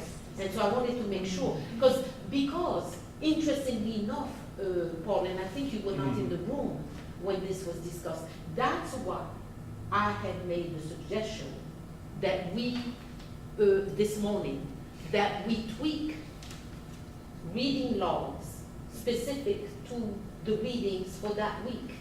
In other words, even though we may have chosen that they will write on pedagogy of the oppressed, or let's say quick-crack, I could say, okay, we could say, you're supposed to write on quick-crack using the theoretical framework of pedagogy of the oppressed.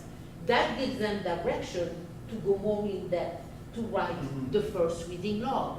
And then the second reading log. So it's interesting that Paul is coming to something I suggested earlier when he wasn't in the room, and that because this free flow type thing for reading logs, and yet there was 10%, the students need direction.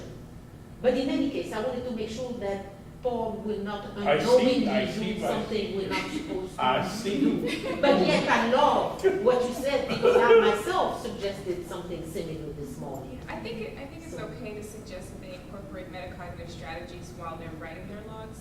It's just important that everyone has the same instructions, if that makes sense. Can you clarify so that, because people are worried that somebody is saying one thing and somebody else is not. So if you could, you're going to send instructions about reading Yes. logs. Incorporating that, what kind of guidance we can provide as faculty, especially because, as you said, free flowing means somebody is going to take it in a more structured way, analysis, another is going to just rant, or just I don't know how to. And I was going to speak on this some in our workshop on Friday, just because even looking at our preliminary analysis of the reading logs, we did see some differences across the treatment and the control, and that the treatment students are doing more of the 3 stages of metacognition in their reading logs. So they are doing more in the planning stage and more monitoring their understanding while they're reading and evaluating their understanding, as opposed to just kind of writing their personal feelings about it. So it is, I think it's okay to encourage them to think of the metacognitive strategies and the Bloom's taxonomy and things like that while they're writing their logs, without giving them a specific prompt to respond to.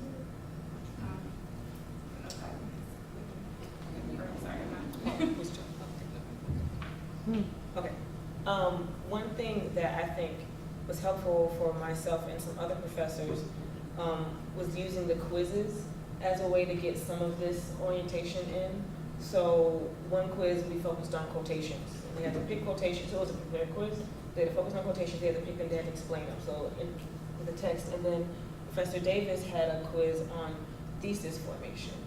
And so we're like that, instead of like using the reading logs for that, because we have that limitation, then using those in-class activities instead. Right. That makes sense, yeah. The only thing, Jamaica, I had a question, and this is because I think if the 2 groups are being compared on reading logs, and one is allowed to use the metacognitive strategies for treatment, would you say for the control group they can, because they do have pedagogies, not particularly metacognitive, but they can indicate that students should at least incorporate some kinds of pedagogies, or I don't want to say this should be required, but an option, because some people in the control group were saying the same thing, that they had encountered free-flowing writing is not, really constructive or substantive. I don't know. I just wanted to see that for your study, it doesn't skew up that you get a lot more substantive work from treatment group and compare it with control group at the same time. The instructions were slightly different. To me, I'm trying to speak, but that's not one of those design questions that we would definitely have to ask the folks who helped with the design of the study, because we had that question comes up quite a bit in different ways, even with the training. Right. What specific type of training do we have with controls versus, so. Right.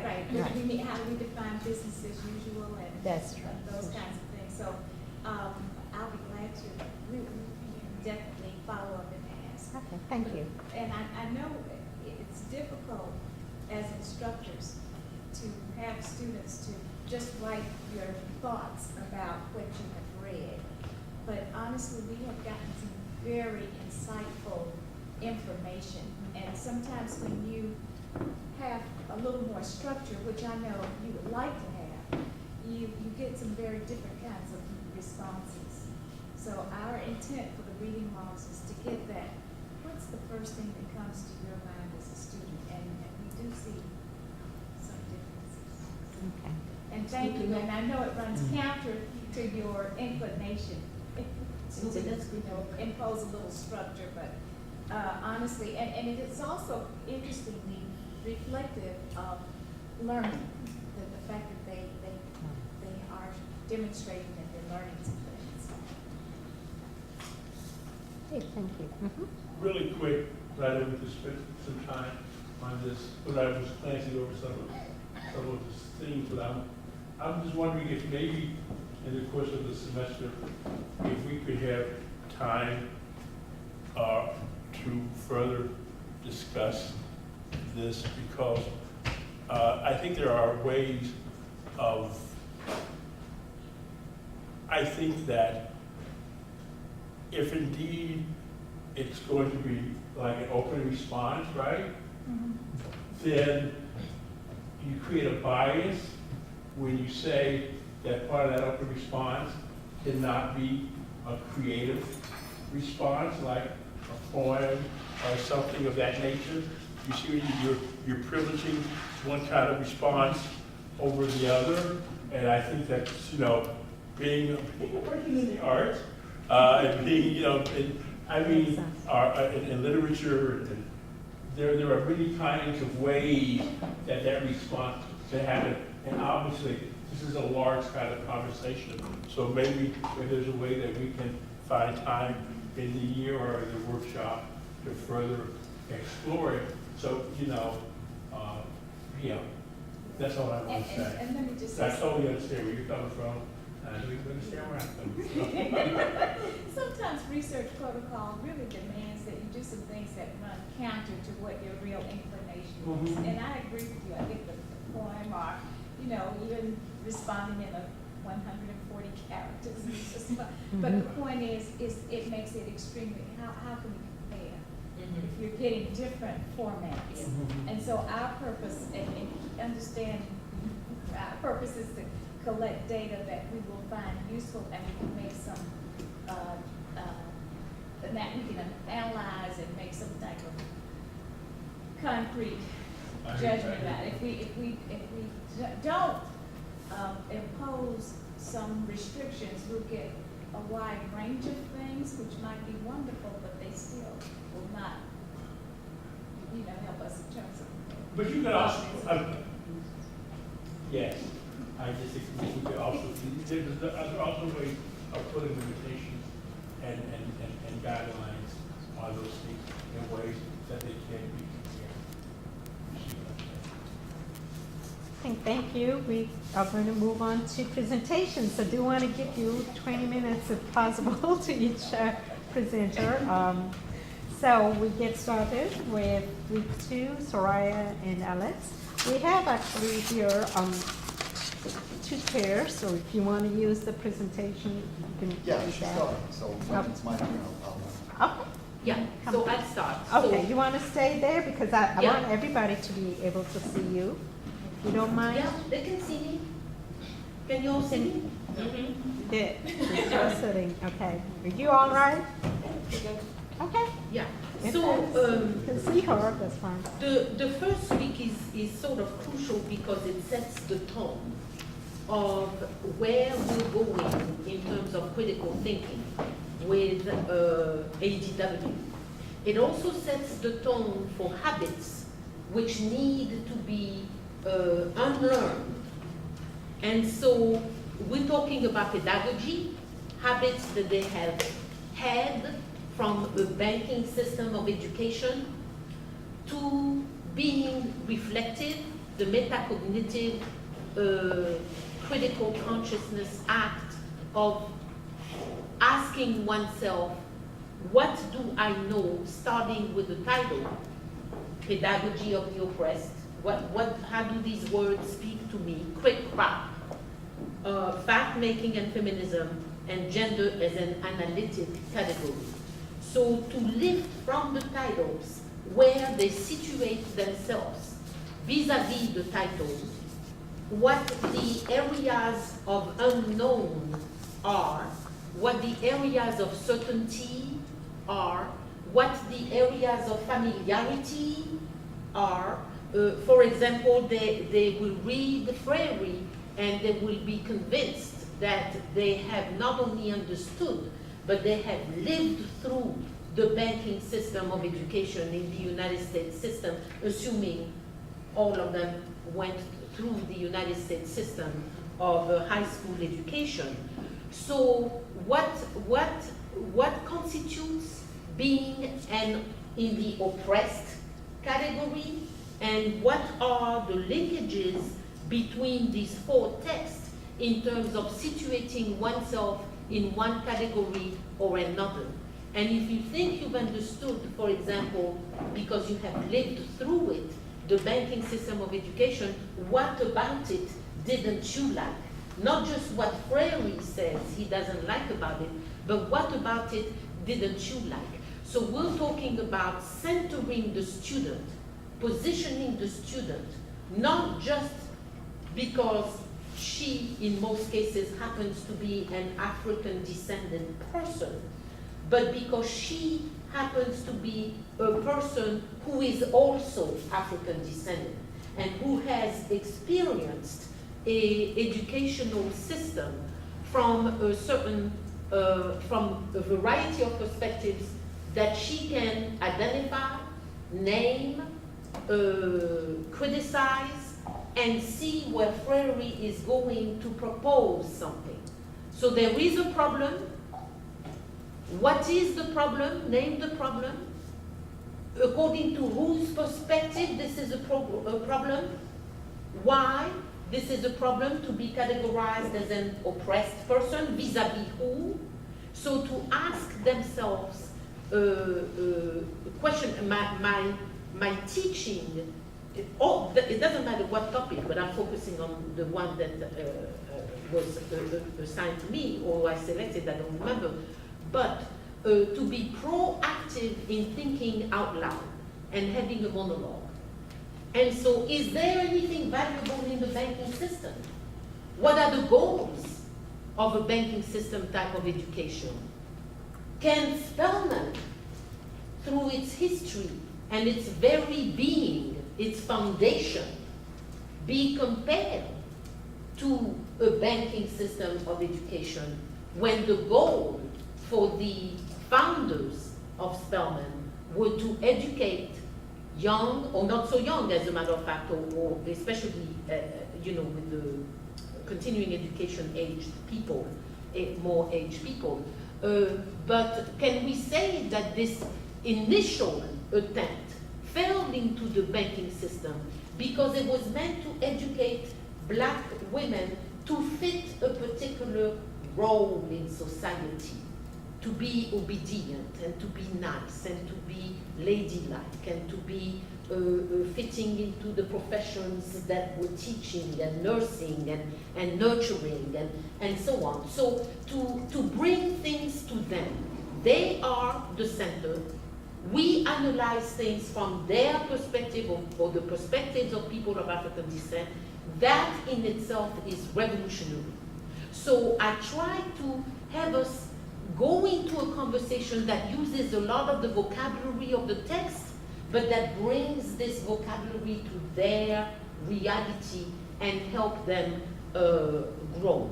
So in many ways, Crick Crack can be looked at as a live manifestation, although mythical, a live manifestation on the ground of a concept or a pedagogy or a theoretical framework, which would be pedagogy of the oppressed. So once you've identified the problem, and once you see your role in the problem, what solutions, what critical thinking skills do you bring to propose what? And what does he, Freire, proposes, and what would you be inclined to see as being something worthy of being entertained or not? And then I have them look at, ponder upon the title again, fact-making and feminism. So facts are made. Well, how can it be made if it's a fact, and is it a fact if it's made? So have them play with the words, with the title, to come to this understanding that that which we believe are facts are in fact a whole bunch of construction and, things made up, presented. And I think with the current presidency, forgive me those of you who might unfortunately support him, who shall not be named, but we have excellent, he makes up facts. There were billions of people. President Obama might have had a handful at his inauguration, right? So, and some jump in that and go for it. And also, I think in the text, gender as an analytic category, I think a key word that speaks to them once it's explained is analytic. That gender is worthy of analysis. And this analysis frames a theoretical perspective that is, because I suspect, Bruce presented his analysis this morning, I suspect that the same way in the pre-test students think they know so much about race, and then in the post-test they say they've learned more but it's not so significant, I suspect that the same thing occurs with gender. They think they know about gender, because I'm a woman, I know. But they may not think in terms of how come we say the society, this one at least, blue is for boys, pink is for girls when you have a baby shower. How come we say that ladies should sit with the crossed legs or the legs together, whereas a man in the subway, he can take all the room he wants and spend the newspaper along with it. So they don't think about those things. So what I do is I tell them this is a perfect moment to inject some of the history of ADW to the students that week, because ADW was and is revolutionary in its foundation, and that there were people worried and scared and who thought that they needed the Eurocentric mindset as opposed to an African-centric or Afro-descended people-centric mindset. So I'm trying to, the way it works, I walk in class and all my students know that they each have to give me 3 words for each reading. And that's how, lesson plans is a terrible thing for me, because I do not predict or plan. I'm a performer, being most of us in the teaching profession are performers, that I base everything on the 3 words that they give me. So somebody's going to say banking, somebody's going to say oppressed, somebody's going to say analytical, somebody's going to say problem posing. And then we build our discussion around the terms that were picked by the students. So they know when I walk in, they give me 3 words on each reading. And then we pick which 3 words we want to play with during the time. And I tell them that ADW is we don't know what the end product will be in the end, because we're all in it together, building together something which we hope is going to be meaningful and significant for all. And that their participation in the discussion, even when I'm not here, and I tell them, should I be sick and not be here, the discussion still occurs. Because I'm only one voice. And it's not you take notes just when I speak and you don't take notes when the other students speak. So I make it very student-centered. So I don't know if I've said anything useful, but that's sort of how I do it on the grounds. Yes? I love everything you just said. Yeah. And how do you know how to put that in a lesson plan? Yeah, well, that is, yeah. I mean, that's very lesson plan. metacognitive. Everything you described, I love, like, asking students how did they acquire the knowledge or beliefs they have. What is it based on? How can they build from that? That is the plan. That's great. But I don't know what to give you. Friday, you want something. Well, everything you just said, yeah, you can just share that with everyone. Because I'm just off the plane. As you know what, most of you know what, I'm just off the plane. Thank you. Thank Yeah. Yeah, that's- All right, so I have, just a few slides and, let's see.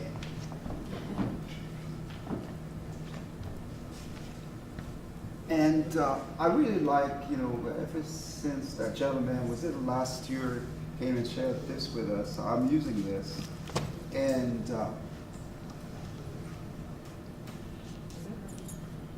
No.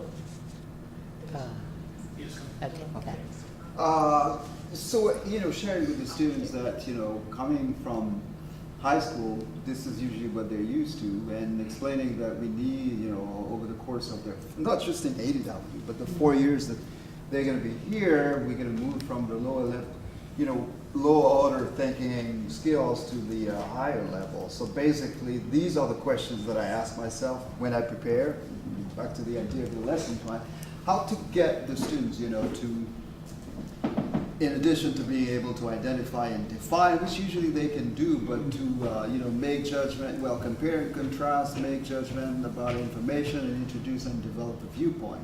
So, that's my, the questions that I ask myself as I prepare.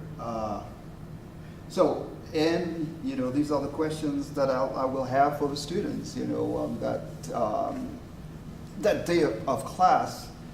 Why would, and we're not going to go over all of them, for the sake of, the interest of time, and I can always, send these and make these available, to all of us. But, let's just look at the first question. Why would an HBCU make all freshmen take a course entitled, African Diaspora in the World, which, Soraya, also asked. Why not teach, world history, given the fact that we say, every day that we live in a global world, okay? Well, what do you think, if you were at Emory or Georgia State or Georgia Tech, would you be, or Agnes Scott for that matter, would you be offered such a course? What does it say about, majority white institutions versus, HBCUs? And then, let's maybe look at the fourth one. The course is entitled African Diaspora in the World, but strangely, why do we start with, knowledge, construction, revolutionary pedagogy, and critical? What does that have to do with, African diaspora in the world, right? And again, reference to the title, like, Soraya, what can you infer from the title? And then I also, the last part is important to me. And again, ties into what Soraya said. Does the concept, critical consciousness, all of that, the term of engagement, does that align with, Spelman's mission? And maybe it's a time for the students to find out, what, whether or not the students are familiar with, Spelman's mission. So I send them to the website. So again, all of, they have cell phones and, laptops. Get your, technology and go get the mission and set them in group, and look at the mission and, answer the question among yourselves. How does that align, or does it align, and is the mission? And, give them time to get into that conversation, and then they report, to the larger group. And see again, so going back to the the learn well diagram, I always have, the task or the goal, the learning goal that, I want the students to be able to, to accomplish. So one here is to apply information to a new situation. So question, how does the mission statement, Spelman's mission statement resonate with our term of engagement? Okay, those three texts that, we're supposed to discuss. Here's another task, identify, define, and explain. So again, I have them in groups and ask them to entertain these questions. What is education, according to the four authors? What does the act entail according to the four, texts? Give them time. This is my response. So once we've shared, I will, have that available to them, because I like visuals and I like sound too. It's just a summary of, what, the answers that they would have come up with, but so that they get it, in a different way, I'll have that, okay? And of course, this is coming from, because what I forgot to tell you is that I also tell, because my background originally is in literature, I always talk about intertextuality and explain to the students that documents are in conversation, and our job as scholars is to to be able to figure out the nature of that relationship. How are they in conversation? So, and usually I say at some point that let's consider Freire as theory and the other text as practice. And Soraya, mentioned that. So, so this is coming from Freire. Here's another task. Explain, compare, and contrast. Again, in groups, they have to entertain these questions and come up with answers. How does that system or concept work in our vortex? How does it work in the classroom in Brazil, in America, in India, let's say Africa? How does it work in the science lab? How does it work in the context of storytelling? And again, bringing, using concrete examples here with that pharmaceutical company we all, familiar with. How does that work, okay? How does it work in the media when the topic of conversation is women, for example? What about language? And again, bring it home. What do you remember of what took place in the schools you went to, from elementary through high school? And again, this is a time for them to reflect and exchange also, discuss. Because, if, this is not done, all of this is, these texts are theory, and unless the students can really bring it home, it's just dry. Another task, is, compare and contrast. How does the that relationship, translate in Freire's text? What about Hubbard's? What about Collins? What about Sheftel's text? Cricker, because originally I had volunteers, to discuss Cricker. So, I'm sort of concentrating on, and there's a visual, if you will, of, how that would work. And I take quotes, okay, from the text and asking them to make judgment about information and try to introduce and develop a viewpoint. Can you come up with an illustration of your own to explain the process in storytelling? Okay, take a few minutes again to work in groups. It's this idea of sort of what, flipping the classroom. I guess that's a few years ago we had that work. Well, at one of our faculty institute, we discussed that. So this is how it translates in the classroom as far as I'm concerned. Task, explain, okay? Why is narration, bankrupt as a form of education? What are the dangers involved in narration education, science, storytelling, and gender construction? What wrong assumptions are made about the teachers, the scientists, the storyteller? Basically, applying, those questions to all 4 texts. Also, want them to be able to identify and define information, which usually they can do, coming from high school. According to Freire, how can pedagogy or education oppress individuals? What does an oppressive system of education look like? What does it do to citizens? What does it do to teachers and students? What is the difference between banking system and the problem-solving system of education?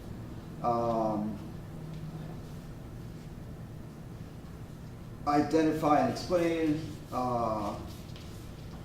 Another question here, let me move on. Apply the information to a new situation. From a practical standpoint, again, how does all these things work? The banking system of education, and again, using your own experience, how do you think it works?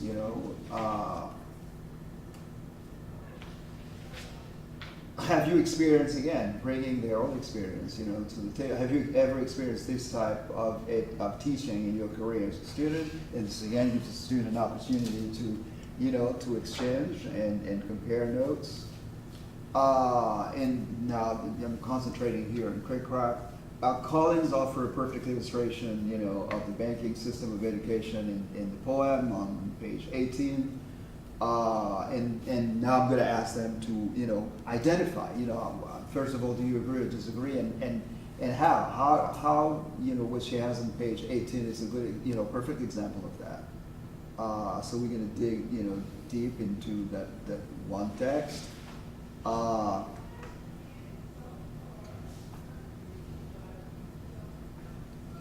And asking them now to explain, okay? The assumption, what is assumed, you know, in the banking system of education as far as the instructor and the teacher, and the students are concerned, same thing in storytelling, okay?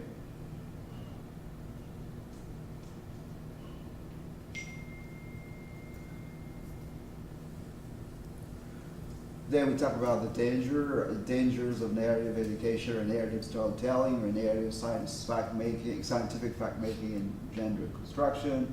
Looked at the question raised and also address the question, how does one address, you know, narrative storytelling? What, you know, solutions, you know, can be provided. And again, we look at the, you know, that specific text. How does that translate in the 3 cases provided in Crick? Right? Remember the what happened or what is said of, you know, South Africa and de Klerk and the role he played or didn't play in putting an end, you know, to apartheid. What about Columbus in 1492? And Lincoln. What about Lincoln and, you know, the Emancipation Proclamation and that Police proclamation? brutality. And I said police brutality. yeah, Police police brutality. brutality. Right. Yes. So that's it. Thank you. Questions, comments? Anybody? I have a comment. Yes. I thought this week that we just discussed works perfectly with a short film, which is a full-length film, Sango Malo. In Sango Malo, it happens in Cameroon.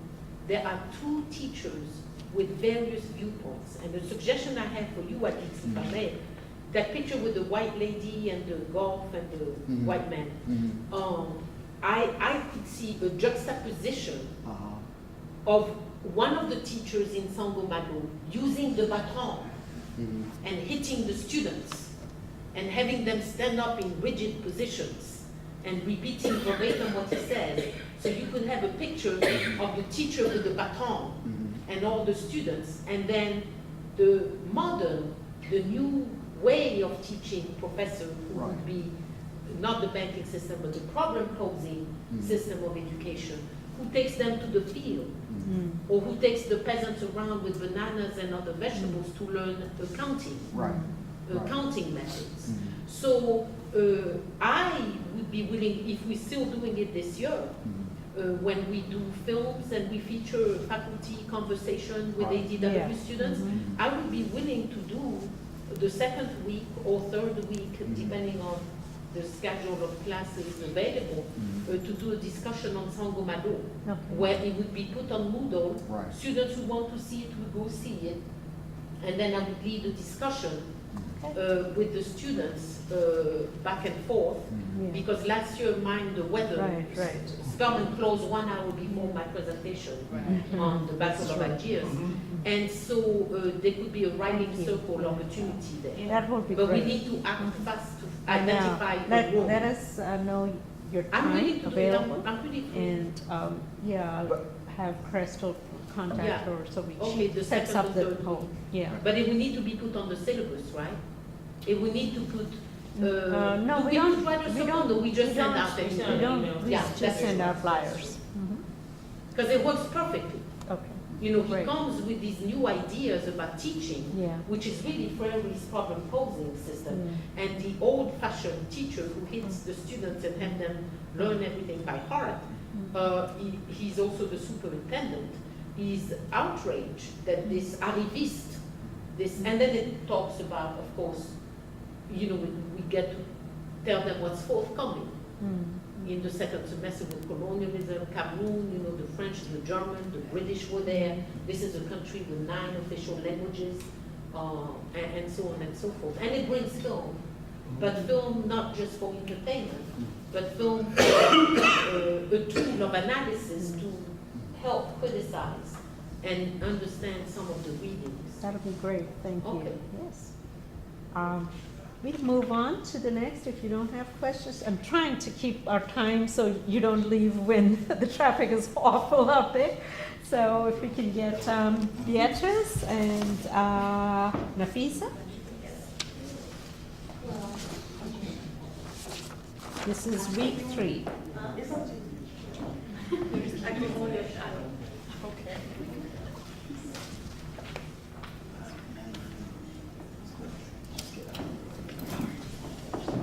All right, good afternoon, everyone. Hi. All right, I have the pleasure of doing framing and defining the diaspora with Beatrice Morales Faba here. And this is going to be brief, but I'm going to demonstrate some of the pedagogy that you could discuss in class while Beatrice is going to do the metacognitive strategy. Okay, so framing and defining the diaspora. And, okay. So I like to, as part of the planning technique, before I actually get into the reading, I would like to pose provocative questions to the students. So to what degree are you African? Can you trace your roots to Brazil, Cuba, Haiti, and so forth? Are continental Africans and blacks in America one and the same? And some students may want to answer those questions. So, and I would probably start a brief discussion, get everybody revved up before we get into the reading. All right. And next, I would, and you don't have to use so many key terms, but I remember back in the January workshop, the presenter, he said that a lot of us suffer from the curse of knowledge. And so when students are reading these texts, they don't necessarily know how to operationalize some of these terms. So you could probably point out maybe 2 or 3 and have students define it without relying on books or other forms of internet, just to see what they know at the moment, okay? So these are important terms from the reading, and that can generate a good discussion as well. Now this is dense, but this is the thesis of the Patterson and Kelly's article.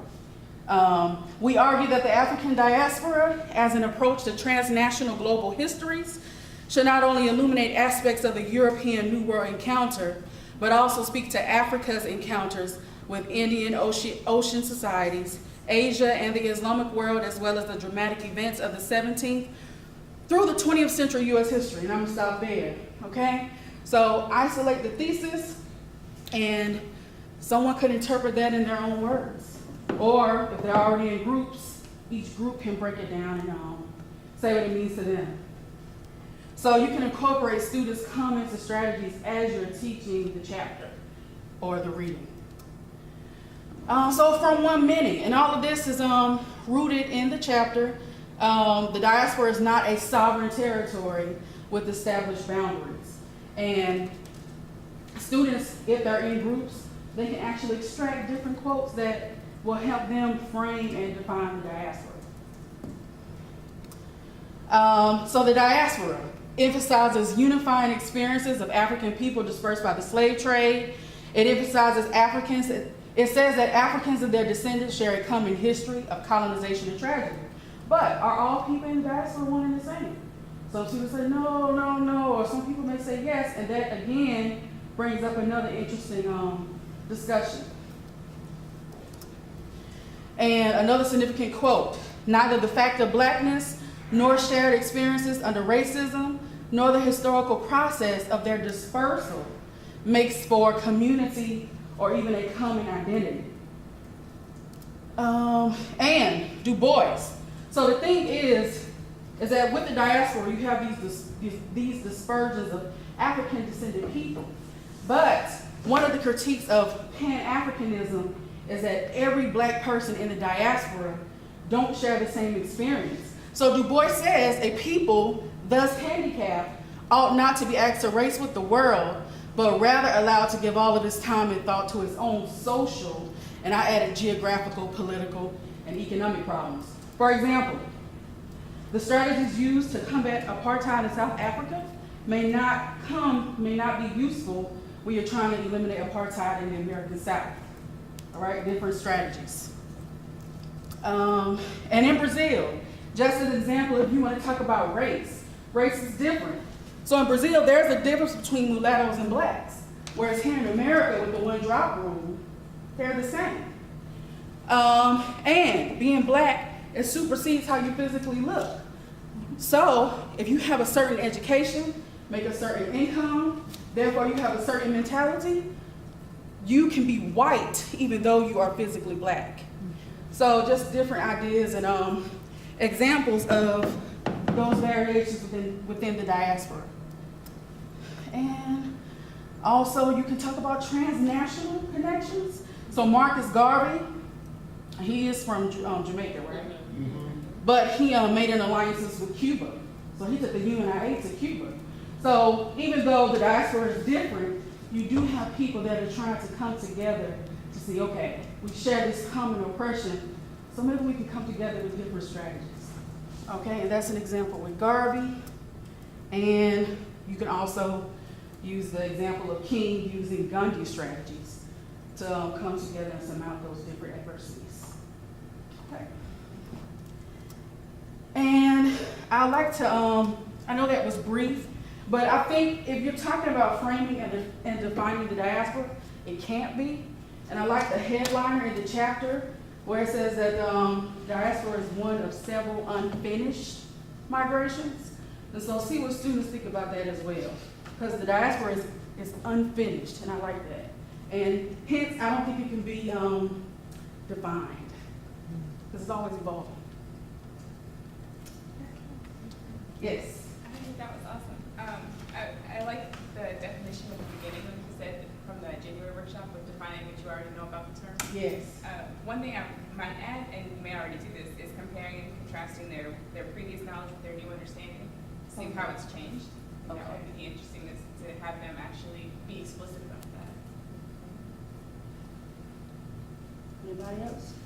Something that I think you did that was so magnificent is to have them think about these terms and how definitions about them are so incomplete.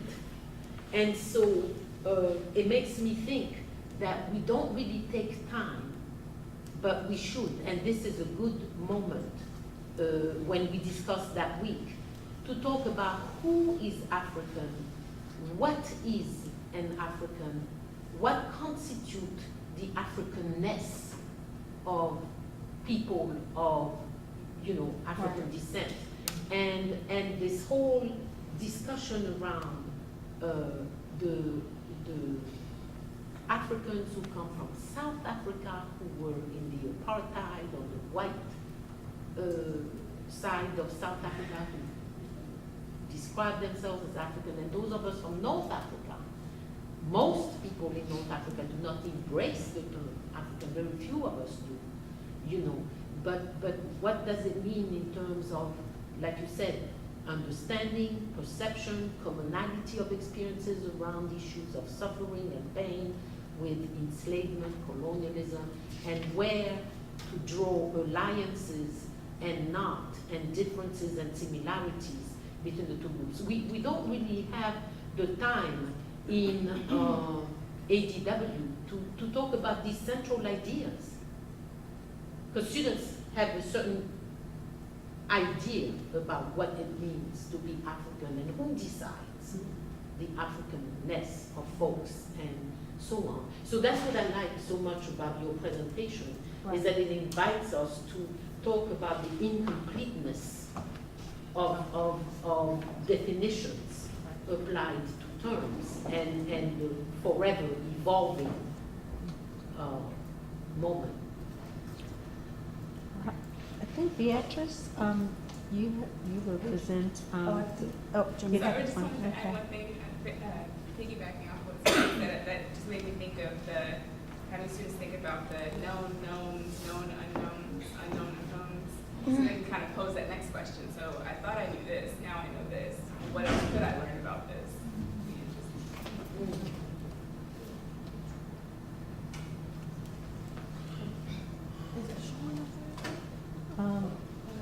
I think you just get to get out.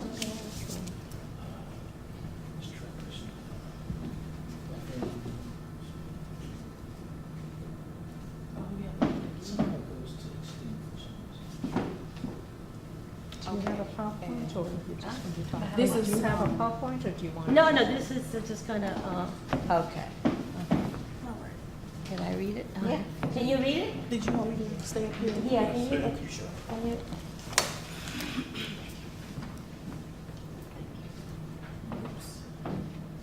okay, this is the metacognitive strategy as a follow-up to the reading.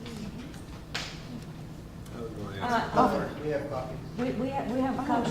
Wonderful. Oh, Do I good. have time to do the exercise with the group or not, just Yeah, talk yeah. about it? Yeah, it you can want be to do, brief. you can do it. I think, Yeah, how long is that? It's not long at all. 'Cause Okay, go ahead, do it. Right. It might be more. Okay, this is what I want you to do. I'm pretending that you're the class, okay? So, this is what I want you to do.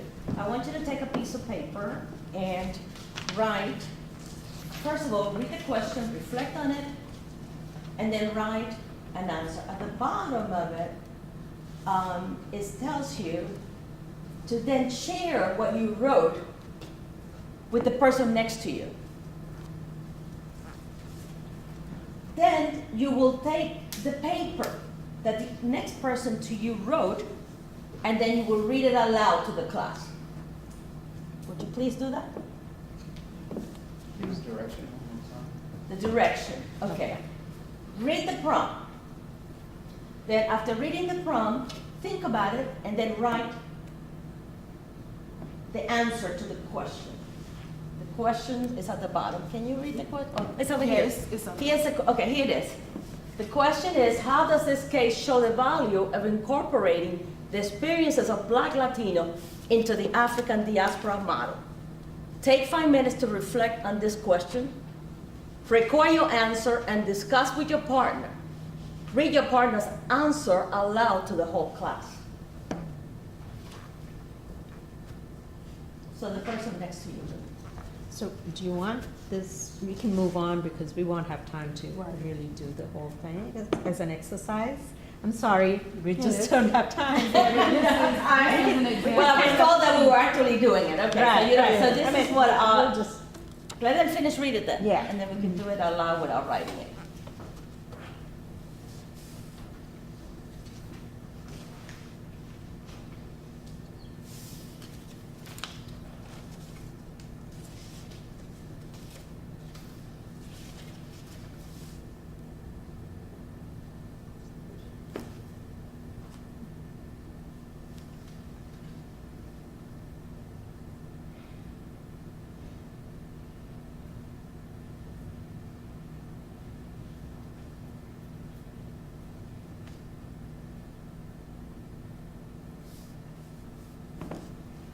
It's meant to be controversial.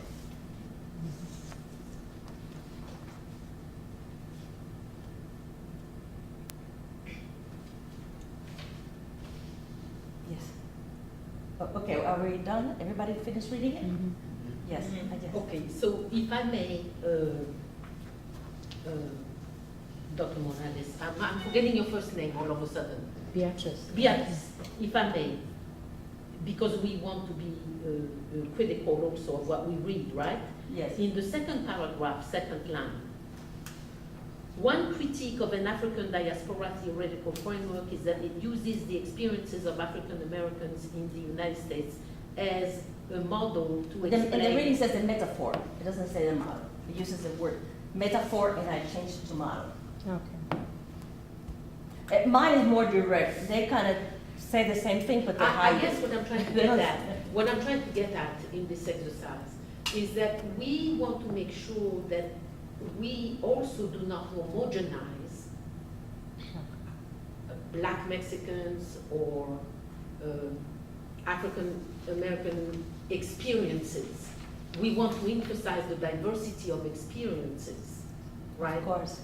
So reading it quickly, you know, we don't want to give the impression that we adhere to the homogenization scenario. Okay. Well, this is a result of a study that was actually conducted, a survey that was conducted, and they asked people in California how do they refer to themselves and how they refer to African American. So it's kind of a common, and I also know from field work that this is how Black people in Mexico refer to themselves. So it's not. That's it. I found what I'm trying to say. Oh, okay. That sentence, one critique of an African diaspora theoretical framework is that it uses the experiences of some African Americans in the United States as a model to explain the phenomenon. I think it's crucial to put the word some. Very well. Well taken. Some. That's what I was trying to say. Yeah. But in the reading, because indeed, and I totally agree with the criticism. Yeah. Indeed, in terms of theoretical framework, there is a tendency in the academic circles. Yes, correct. To use some of the correct, but I mean this is based on the reading. Yeah. Specifically, and the reading specifically talks about the fact that Latino scholars, as well as other people, have criticized the African diaspora framework because they do not take into account the experiences of Black Latino. And so what I'm actually trying to teach is critical thinking. So here's a model of the diaspora framework, okay? Now, because we're teaching critical thinking, we have to critique the model of the African diaspora. The article does that, but doesn't do as directly as I do it, but it uses the word metaphor instead of model. I kind of changed it, okay? And the other thing that is very important is that I try to emphasize that the two concepts that holds out the framework of the African diaspora is the concept of globalization and the concept of transnationalism, which you could only understand within the context. Okay, and this is why I use the example. I mean, what I'm trying to say is if you leave out all these other groups, you will never understand the dynamic and the complexity of the concept of African diaspora because it's only within the context of the interaction between two groups that you understand the complexity or the changes of how can one word then become, because of transnationalism, it becomes two meanings. Right? And take it exactly from the fact, from the ethnography, from the community coming into the theory. Oh, I just wanted to say I see exactly what you're doing, and if you change it and put the word some, then it's changing what the critique is. So we don't put some because that is a critique is saying that it's using the experience. That's what people are saying. She's not saying. The experience is right. Hold on. precisely different. She's not from saying. some. Yes, we're saying the same thing, and that's what she's trying to get to. Yeah. But the critique is that they're saying they're using the African experience. So you don't put some in there. She's going to discuss that. You see what I mean? Yeah. So Yes. you're changing what the critique is, and then you have them critically reflect on that, and they should get to the some. Right, If that makes sense. So the critique should Yes. add some rather than the. Yes. Right. And the importance that this concept is not fixed, it's a concept that you could only explain it to the student within the actual sense of people interacting, right? Because and the benefits of taking another group is that would never been revealed if you just study one group. Is the fact that you bring in this Mexican Black people who now it's a whole part of revealing as you bring other groups. It reveals the dynamic of the concept of the African diaspora. It's also an indirectly critique of the concept of African diaspora. Usually, how do your students do that exercise? This is an exercise that I made just. Yeah, so she did it for the purpose of showing a metacognitive example that you can do. Yeah, because I was put into it and I figured, well, what can I do? Would you do it? Yeah. I said, she's done everything excellent, and I saw it, and I said, what can I add? And I said, well, let me think of an exercise that complements the reading and complements your presentation. So I just did it. And I think it could work in the classroom, especially if you divide students up in groups. Yeah. Give them time. Yeah. I think one of the really important things that you touch on is the use of language and the preferencing or the discussion of language is not English. Because of course we're in the United States, so our reading is going to be in English, but when we're talking about the African diaspora, there's so much information that's not in English, and we get more into that second semester than we do first semester, but making that a part of the conversation, being like, these are people who are speaking different languages, which have different words that have different meanings, and those different meanings are not always transferable from place to place. So I just thought that was something. And you know what's important too is the spiritual side, which doesn't get into the metacognitive. And a question like that, people deal with this daily, okay? When an African American goes to a Latino store, okay, he knows he's being treated differently, okay? Because they'll go into Spanish and they will ignore them, okay? So that feeling is being carried, you know? And this, it comes out because the first reaction that I have if I'm looking at it from another side is, what do you mean that they're being, you know, they're considering us? They never do. Okay? I mean, yeah, so it was a balance of both dealing with the fact that this linguistically is happening because of transnationalism, okay? But also dealing with the emotional thing of when two groups of people get together in the diaspora, the dynamic of that. Another thing that I took out was that the concept of the diaspora is a complex concept, but also contains conflict, okay? Yes. And sometimes that's left out. Yes. And you can definitely make it metacognitive by having students to reflect on a personal experience. Maybe even something as simple as a roommate, you know, where they're just different people running together. Well, my point and my, Yeah, exactly. I thought it was metacognitive, it was not? No, it is. Okay, because I thought that once No, you, I thought it wasn't metacognitive. once you talk to somebody, the teacher's not there.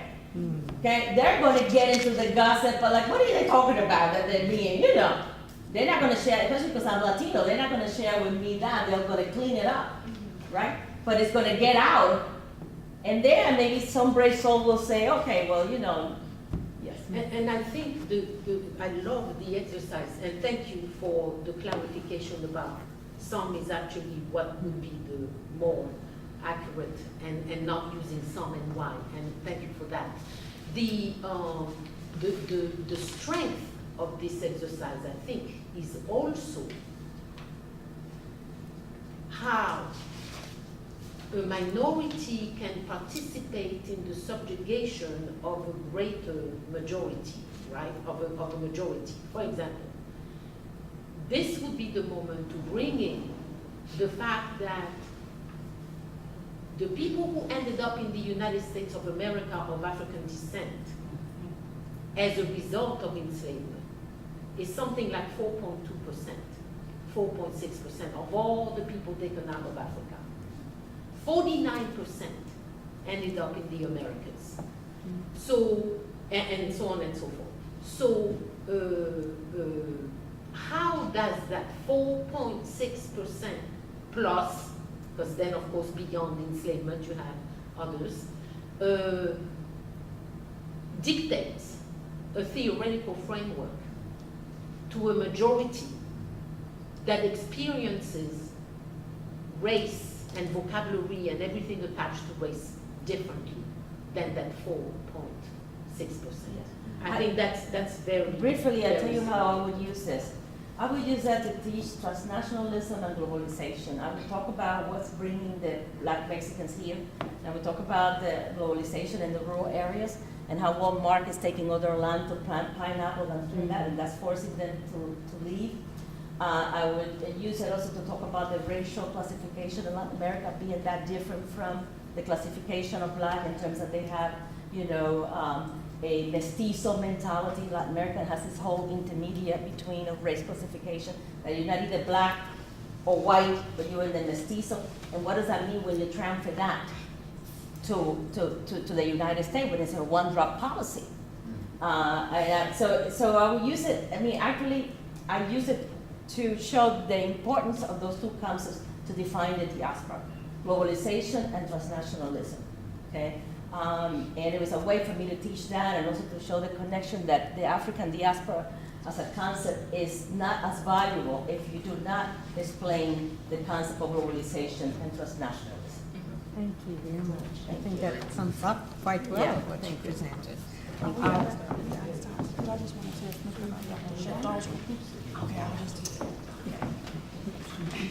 Sorry. I think there was more to their presentation, but we'll have to move on. So I said we will touch more upon these issues later. So it's going to plug on this on the side. This plug. Yeah.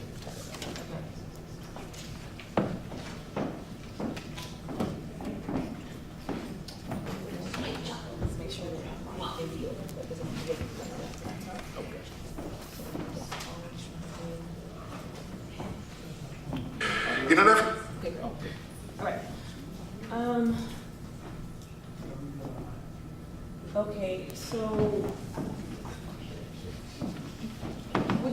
prefer, for the sake of time, if I go through the actual demonstration and then add on? Yeah. Okay, so I'm doing week 4. Hello, everybody. What I would like to do is to model one of the activities that I want to do to introduce the conversation of race and racial formation into the class. And so this is how I would do it. Hello, class. We already talked about identity formation with the Tatum article. So now what we're going to do is really start our conversation about race. Now we're going to start with looking at a short video clip. And this is a video clip from Dave Chappelle's Chappelle Show. And it is a comedy sketch that is about a fictional white supremacist named Clayton Bigsby. And this is his first exclusive interview. And so we're just going to watch the sketch and then we'll have a discussion. Effort to bring his message to a wider audience, he agreed to give his first public interview ever to Frontline. But getting to Mr. Bigsby was an odyssey in itself, riddled with backcountry hollers, shifty go-betweens, and palpable danger. Excuse me, not sure we're in the right place. We're looking for Clayton Bigsby. Look no further, fella, you found it. Clayton Bigsby, the author? What, you don't think I can write them books? Just because I'm blind don't mean I'm dumb. How could this have happened? A black white supremacist.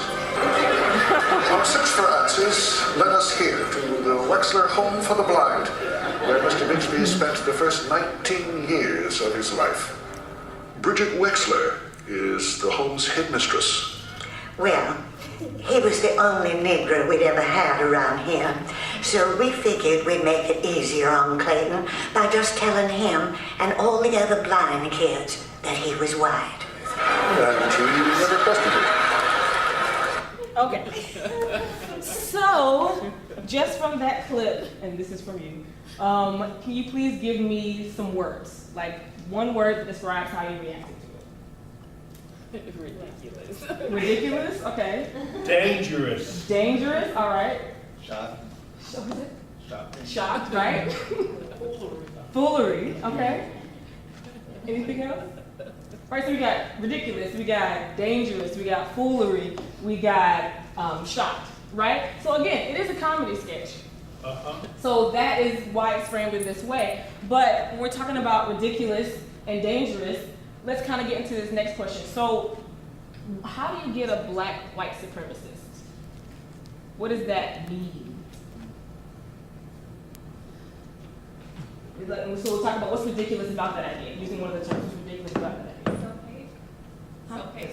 Self-hate, right? So it's ridiculous that you have this complete self-hate. Now let's look at the fact that, do you have your hand up? No, I was going to say something. Okay. Now let's get to the fact that he has a certain idea of himself because he was told that he was white and he never had anybody questioning or challenging that because he couldn't see his own reflection, right? And so we have this idea of self-hate, but then the idea of the self being something that's completely different, right? So can you really hate yourself if you don't know what you look like, if you have a different perception, right? So that's his identity. That's Like, right. he doesn't know who he is. Like his identity has been told as a lie to him. Mm-hmm. So it's almost like how can you hate yourself if you don't know who you are? If you don't know what your identity is. Right. How can you hate yourself if you don't know what your identity is, right? Maybe precisely, that's why you can hate yourself, because you don't know. Yeah. Okay, so again, a really good conversation going on because you have self-hate, then how can you hate yourself if you don't know who you are? But then precisely that's why. Because you don't know who you are, so it's easier for you to hate these characteristics that actually may be a part of your person, of your identity, right? So what we're gonna go to is another question. And so we had you all read the Omi and Weiner article, yeah? Please. You all read the Omi and Weiner article about race. And the case study in the article is about Susie Guillory Phipps, who was raised as a white woman and did not know that she was socially and legally defined as a black woman until the late 70s, when she applied for a passport. So what are some similarities between the case of Clayton Bigsby and Susie Guillory Phipps. Susie Guillory Phipps. Right? Yes. The fact that she's gone this whole time thinking or being told that she is white, and then all of a sudden people are saying that she's not. It's like I was raised this way. People told me I'm white. I went to white schools, married a white husband. I am white. Right, which is exactly what's in that that quote, right? And so her reaction is a little less violent than Clayton Bigsby's reaction, which is, "Excuse me, sir, I have nothing to do with niggerdom. So I couldn't possibly be black. I don't care if you told me that, I'm not black." But in both situations, you see how there's this resistance to this idea because they've been lied to, hypothetically, for their entire lives, right? So it's really kind of dangerous, right? Because if your identity, like we looked at in the Tatum article, if your identity, how you identify yourself is different from what society identifies you as, then that creates an identity crisis and a large problem, right? So, another question, what does all of this tell you about race?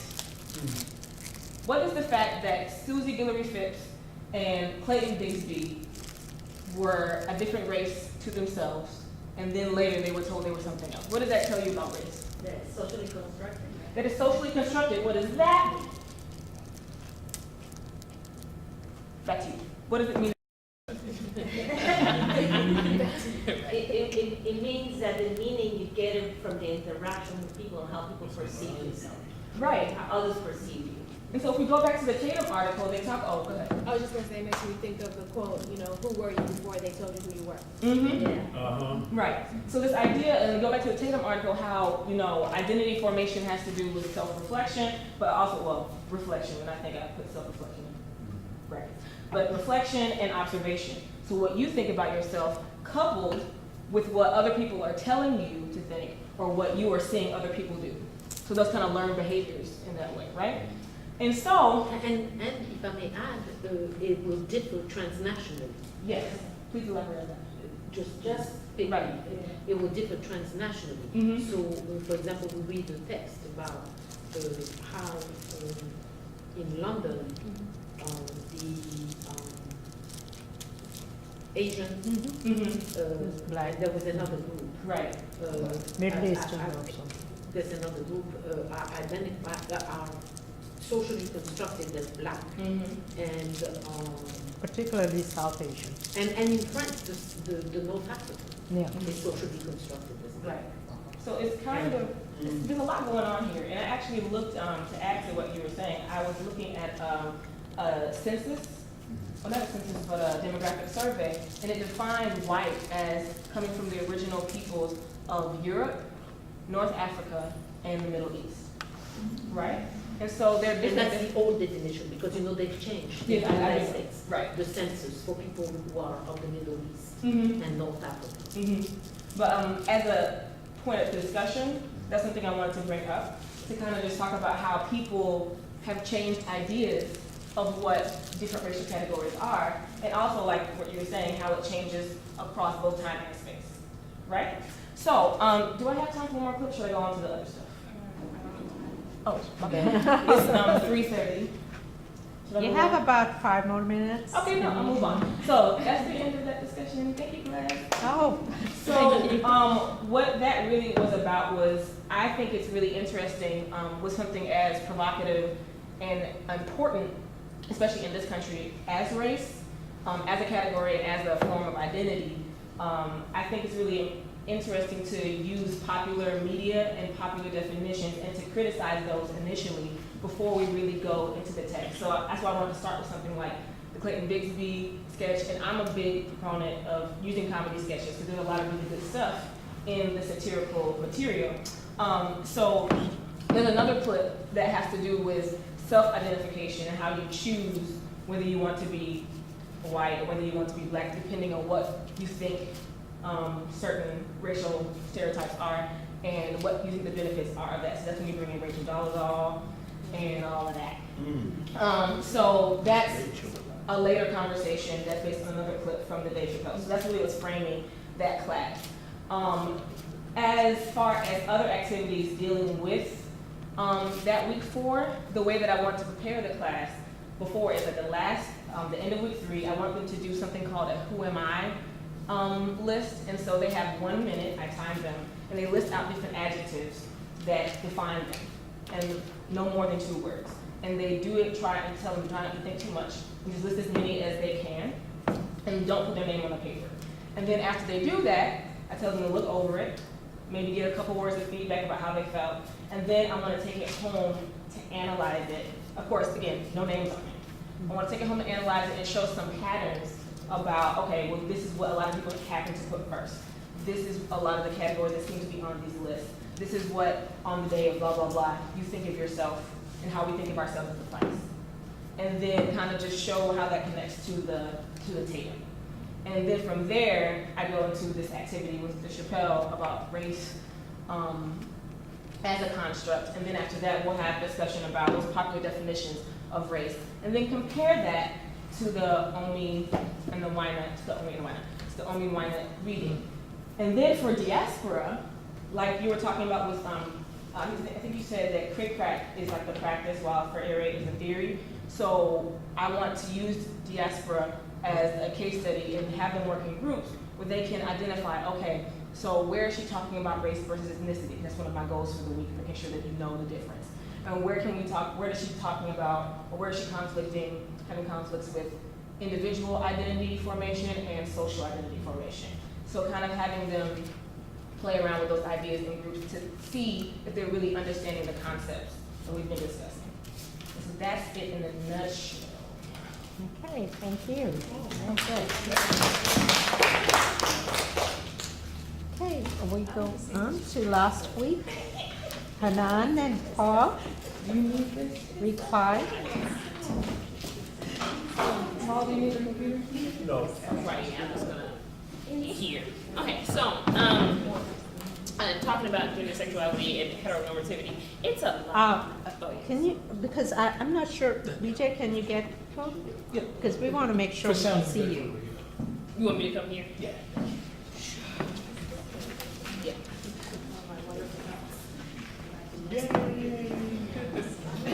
So everyone, just to let you know, the contact sheet is going around, that was shared just with faculty only, it's not shared with students. You're not on there. The retainer faculty aren't on there, it's the teaching faculty. So it's going around just for you to update your information. If you're comfortable with giving your cell number out, your colleagues may contact you in the treatment group in the event they need you to cover for them or something like that. It's going around. Circulating. So, getting into the week, there are a lot of like heavy topics this week, and I'm not completely comfortable with all of them. However, what I was noticing from last year, and it was reinforced when Dr. Wade was talking about, the different concepts that weren't grasped as well. This for sure was it. And so I wanted to make sure that at the very beginning, the very first class on this week, that we had definitions. So we're defining as a class, what is sex? What is gender? What's the difference? What is identity? What's sexual identity? What is sexuality? Trans identity, and there are terms of engagement that are on that list that include and some that aren't, because it's just good to know. And so I have like a list of about 8 here, but I'm pretty sure there are more that can be added to that. So I start with that so that we understand the kind of language that we should be using, or the language that's actually in the readings. Before it was, part of this lesson is from Gender the Enduring Paradox. So I'm just gonna pretend like we're still gonna do that. But I wanted to have the clip at the very beginning where you have the children who are talking about, this is what a boy does, this is what a girl does, and have that start a conversation. Why is it that they think that this is what boys do, or this is what girls do, or this is the only thing that they can do? So you have a conversation about that, and then ask them the question, when was the first time you remember being aware physically of your sex? And then when's the first time you remember being aware of your gender? And when's the first time you remember identifying yourself as however you identify now. And so they're gonna be writing these things down, because, yeah, they're gonna write it down. I wanna make sure I put writing into the week's activities so that when we get to the critical essay, we're not shocked. But yes, and then after I give them a few minutes to write that down, I'm gonna break them up into groups, and they're going to discuss it with each other, see the similarities, the differences, and just talk about, oh, that's interesting, or that's messed up. And then, I may be ambitious, but I wanted them to, in those groups that they're discussing, I wanted them to come up with some short kind of performance. So a song, a dance, or a skit, where they're talking about these different concepts, these different experiences that they had. It also helps to prepare them for the artistic performance project that they're going to have later on, so that they know this is the kind of work that you have to do for the project. And then talk about, as a group, talk about, you know, how when they were learning about these different experiences of their classmates, how that made them feel, how it was, you know, similar to them out loud for the whole group. And how do some of their initial experiences about sex and gender compare or contrast with the clip that we watched at the beginning of the class from Ginger the Enduring Paradox. And then we'll move on to the Sebastian, I'm gonna pretend that's his name. But when we're talking about heterosexual from, you know, the beginning, I'm horrible with names. But when we're talking about the history of heterosexuality. And where did I put that? Statement? Is that yes. statement? I knew it had an S in it. I don't know where I got Sebastian from. But we're going to talk about, you know, how did we even get to, you know, a point where we identify based on sexuality. And so of course, they would have had to have read in order to meaningfully participate in this discussion. But I was going to get into the suggestion that you have, during the 19th century, you have a drastic change in how women are being represented in society. So they're going to college more, and they're entering the workplace, and men who are normally in blue collar work are moving to white collar work, and that's typically, you know, these female jobs where they're looking for people who can work well with others, which are female attributes. And so out of that, it's like, oh, well, in order for us to be male, which is the suggestion, which I don't necessarily agree with, but it's the suggestion from the reading, in order for us to be male and to be dominant, we have to have something that we're focused on. So what makes males males? Oh, the fact that we are attracted to women and want to procreate with women. And then talk about how that idea of heterosexuality spurs homosexuality. So you have to be one of, you know, over someone. And that's where we get into homophobia. And I want them to really break down the idea of phobia in the beginning, talking about the fact that it's an irrational fear. And how do you have phobias? Or how do phobias, what is the word I'm looking for? Develop? Sure, yes, we're gonna go with that. And I hope that it happens organically in the classroom, but if not, I do know one of my friends, just talking about the phobias, her mother was definitely afraid of dogs because she had a very bad experience growing up. But my friend never had any bad experiences with dogs, but has a phobia of them because her mother was so afraid. And so talking about how phobias aren't always based on experience, but learned behaviors. And then, so it gets them questioning, okay, why is it that we have these different, why is homophobia and other phobias, why is it something that is so prevalent, especially when there are a lot of instances where people haven't had these personal experiences with certain types of people. Yes, and and then moving homophobia into the 21st century, going along with the reading. And so that it talks about the fraternity gang rape. And that's how you exert your heterosexuality, even though you start to demean the essence of female of women. So it's, I guess it's that. Talking about the pulling train for these fraternity groups. Talking about the different the words used to describe or talk about women. So, bees, sluts, whores, all that kind of thing. And dabble into date and rape culture and how that is being perpetuated. And then, what's your number? So, your men in these college situations are often they're often scrutinized based on how many sexual partners they've had, and what that means. And and then moving to how is this culture or changing, or if it has changed, and just get a lot of their feedback because they're experiencing it now. And then how has it remained the same? And a charge at the end of the class is, now that you are aware of some of these things, what are you going to go out and do to change that so that it becomes a little bit more personable? And that is how I'd introduce it. Thank you very much. Maybe we can go on to Paul and then stop for questions. That way we will at least get. Okay. I handled it a little bit differently.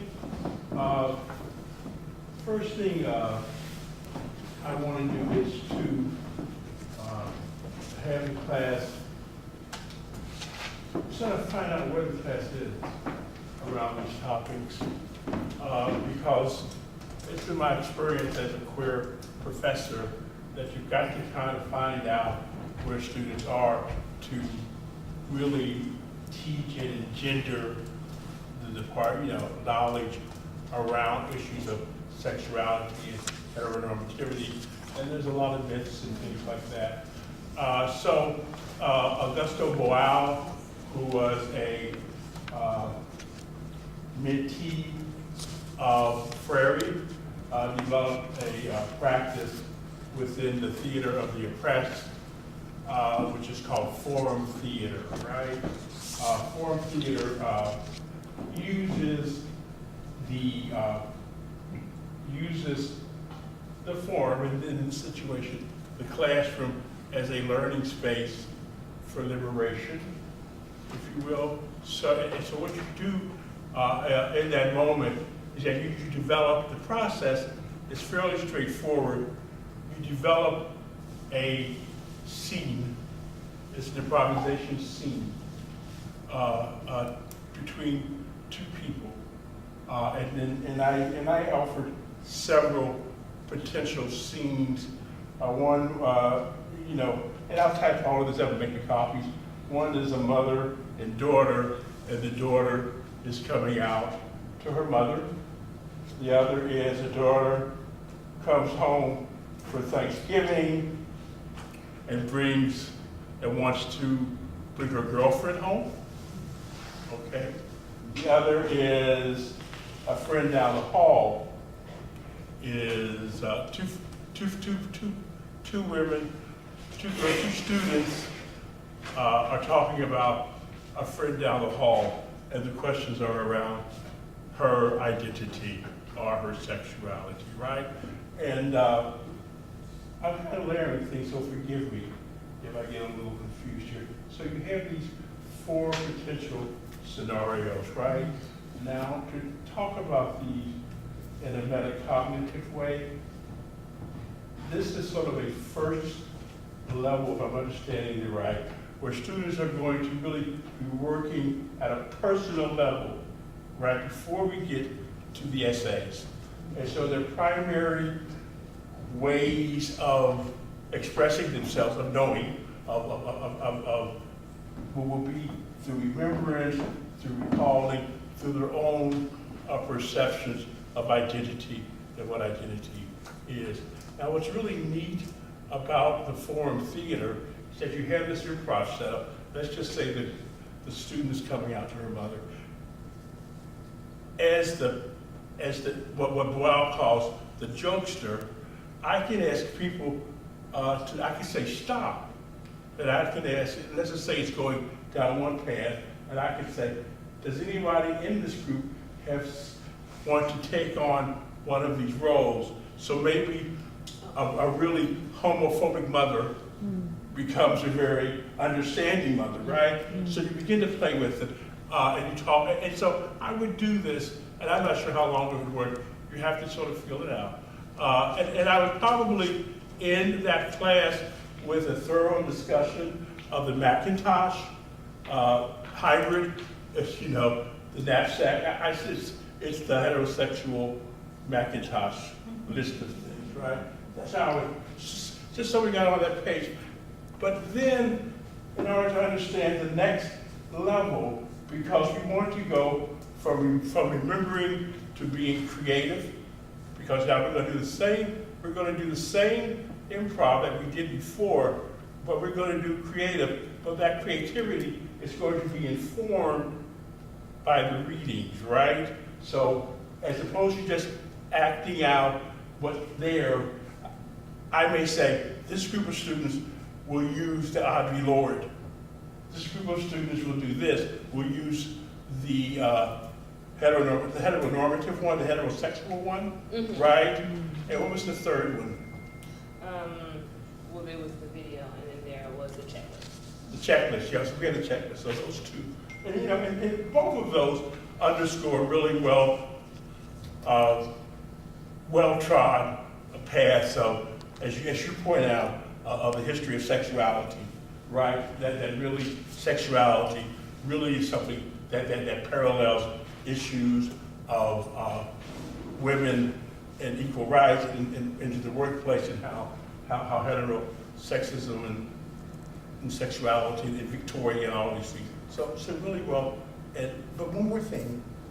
There's an article that I found as I was doing this research that I think is really important, and actually Beverly Guy Sheftall and E. Patrick Johnson and Marlon Bailey contributed to it. And it's pretty easy reading. It was in the Chronicle. It's about the notion of hidden black sexuality. You know, and in many ways, this dovetails the Macintosh, because black sexuality, yet it's not, I don't know, I don't want to say it's not spoken about, because in academic circles it is, but with first year students, there still may be this issue of secrecy, of this hidden sexuality, and the article traces it back to various reports, traces it back to Emmett Till, traces it back to the Black Arts Movement, and some of the things that Cornel West has said about, you know, when these very black nationalist kinds of frames have gone forth and have had really very clear kind of definitions of identity and gender, right? And so I probably want to weave that into the discussion as well as a framing moment. Like you totally lost. And so the most important thing is that using these improvisations, I would attempt to stress two levels. One would be that first level of remembering, recalling, and their own sort of personal notions of identity, and then infusing them at the second level of the improv with the reading, right?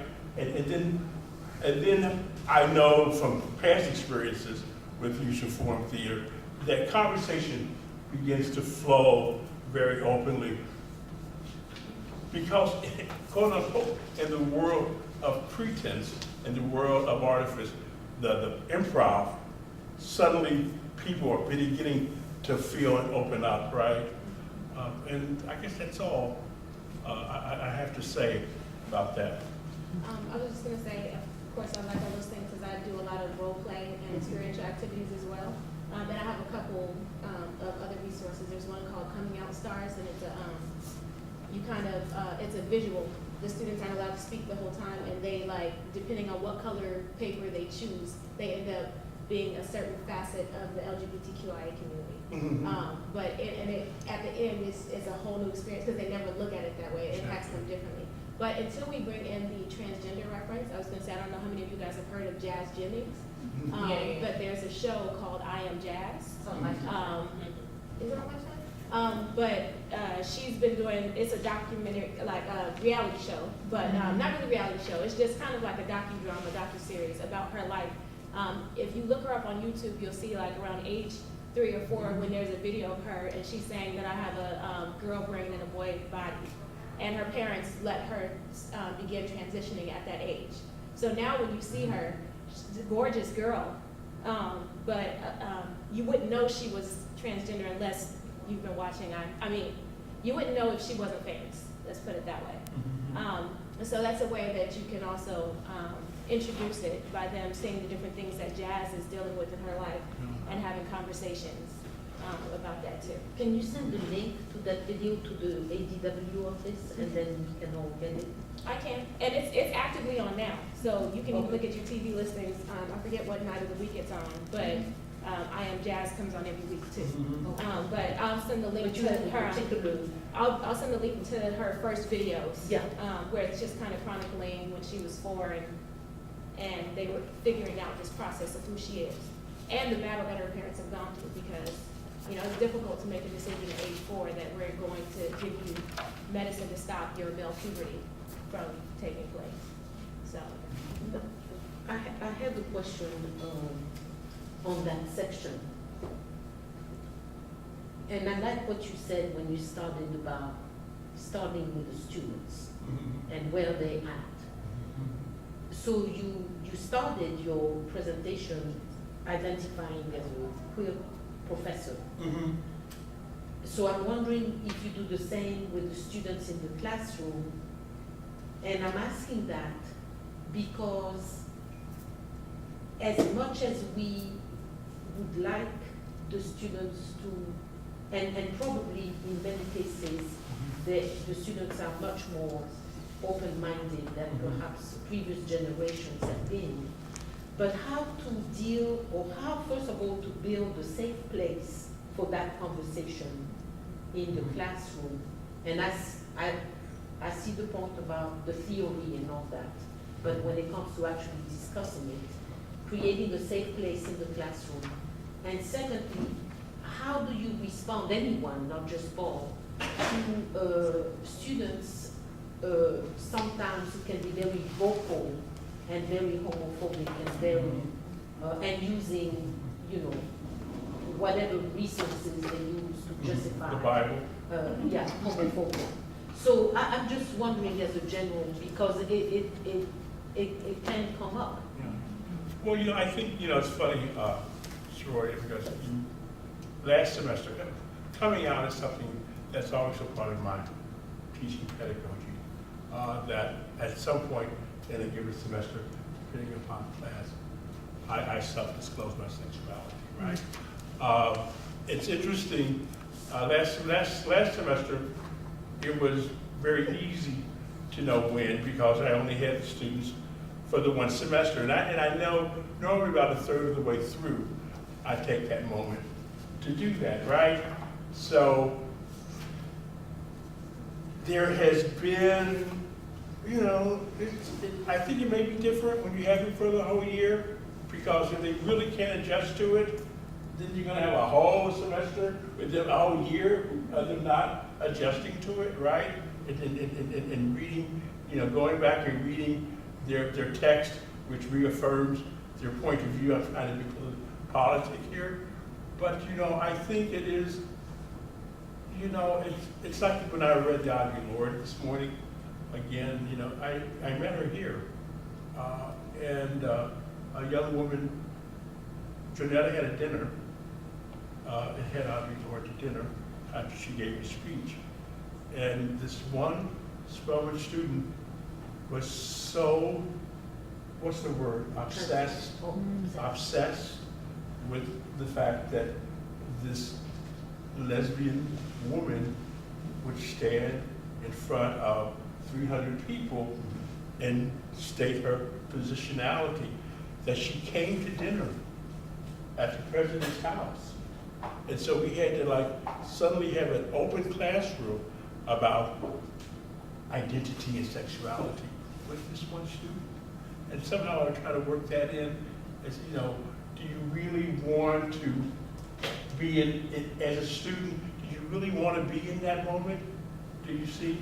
It's a good question. I have to say that what normally happens, and I don't mean to be overly glib, but it even started happening last semester.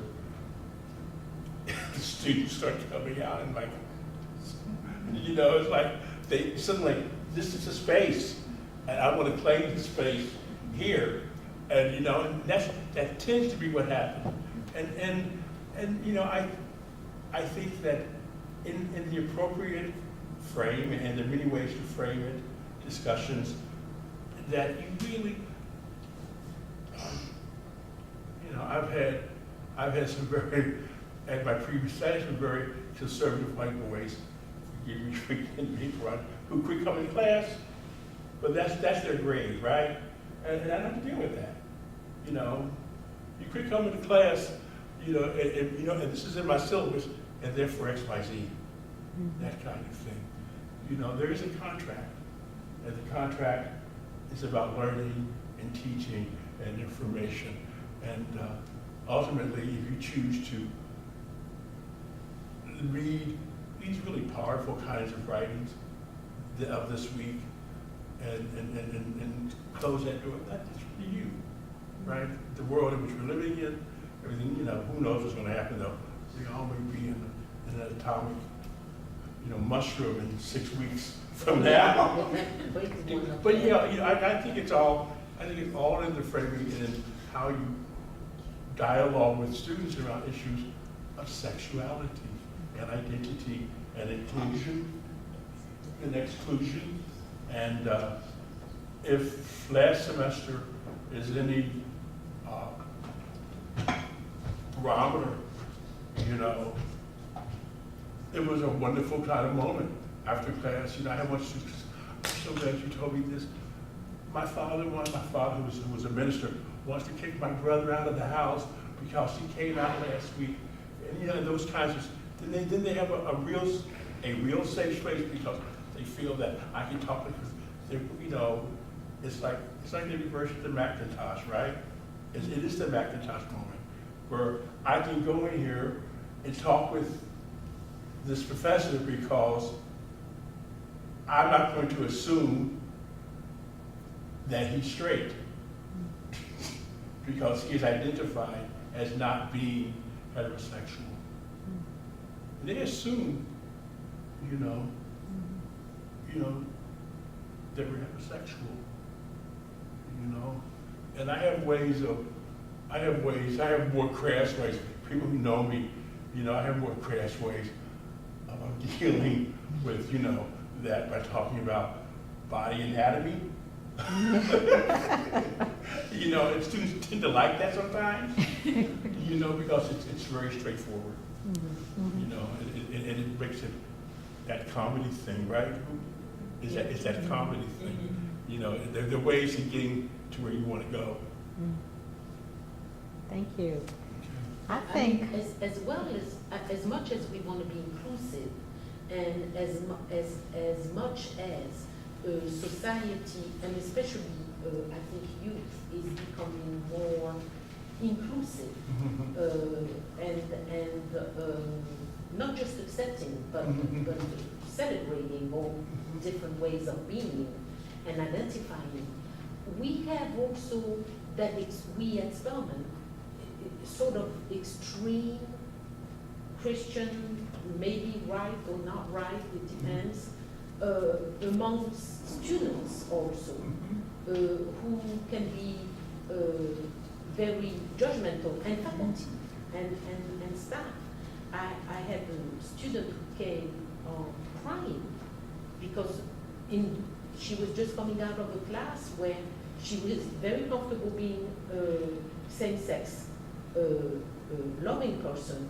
And the professor pulled her out at the end of class and said, oh, I don't want you to go to hell. You're too pretty to be a lesbian. And the student came crying in my office telling me that. So what I'm saying is... That's what you have to go to. Oh, don't There's worry. policy. Don't worry, I You know what I mean? followed through. But, you know, that is the reality of the society in which we live in. Some people are very welcoming of all ways of being and inclusive, and we read theoretical material that supports that.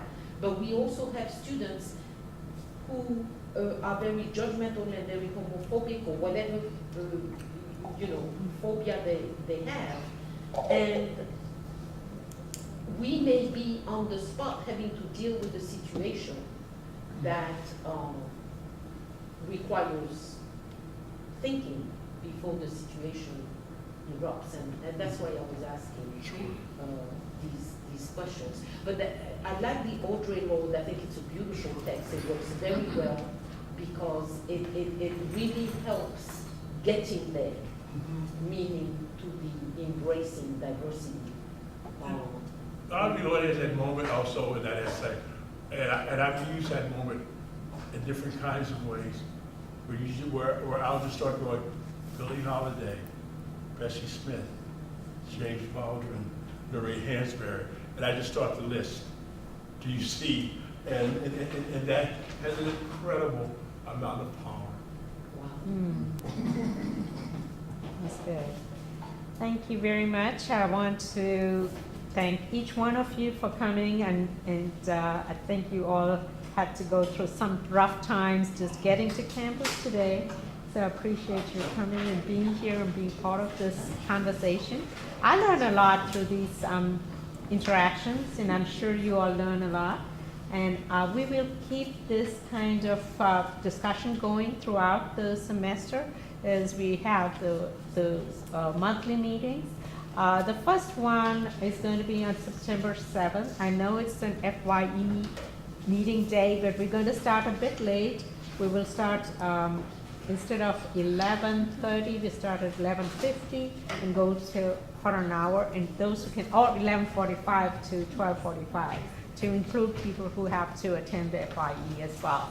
But I just wanted to say that hopefully that doesn't happen every month. But then you may have more people teaching at one than you have people teaching at FYE. We will definitely look into that and see how many people are teaching. Because 1 o'clock is a very popular time. Yeah. If you're running.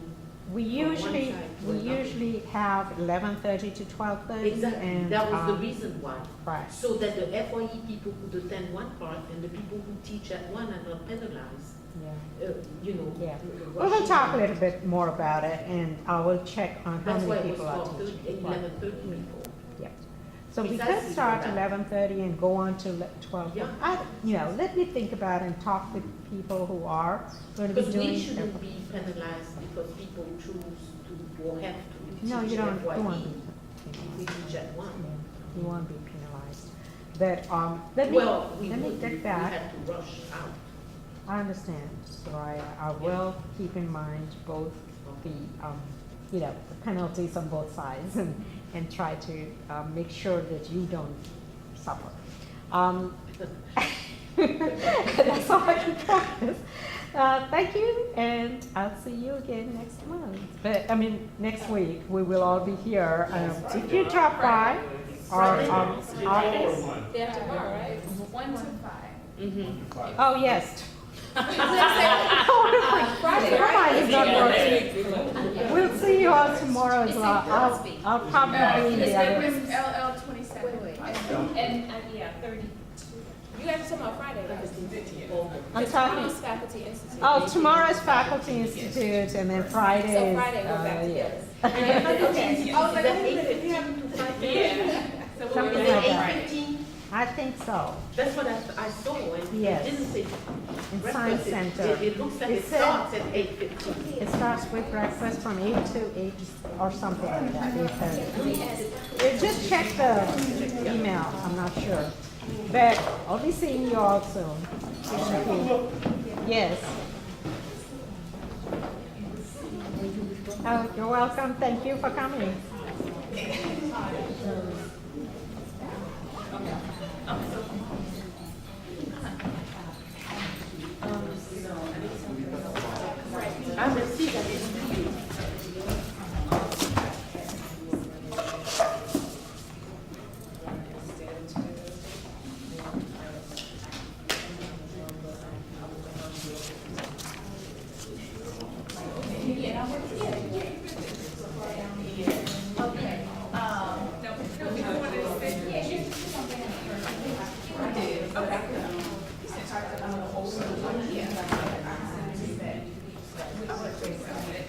Bye-bye, everybody. Bye-bye.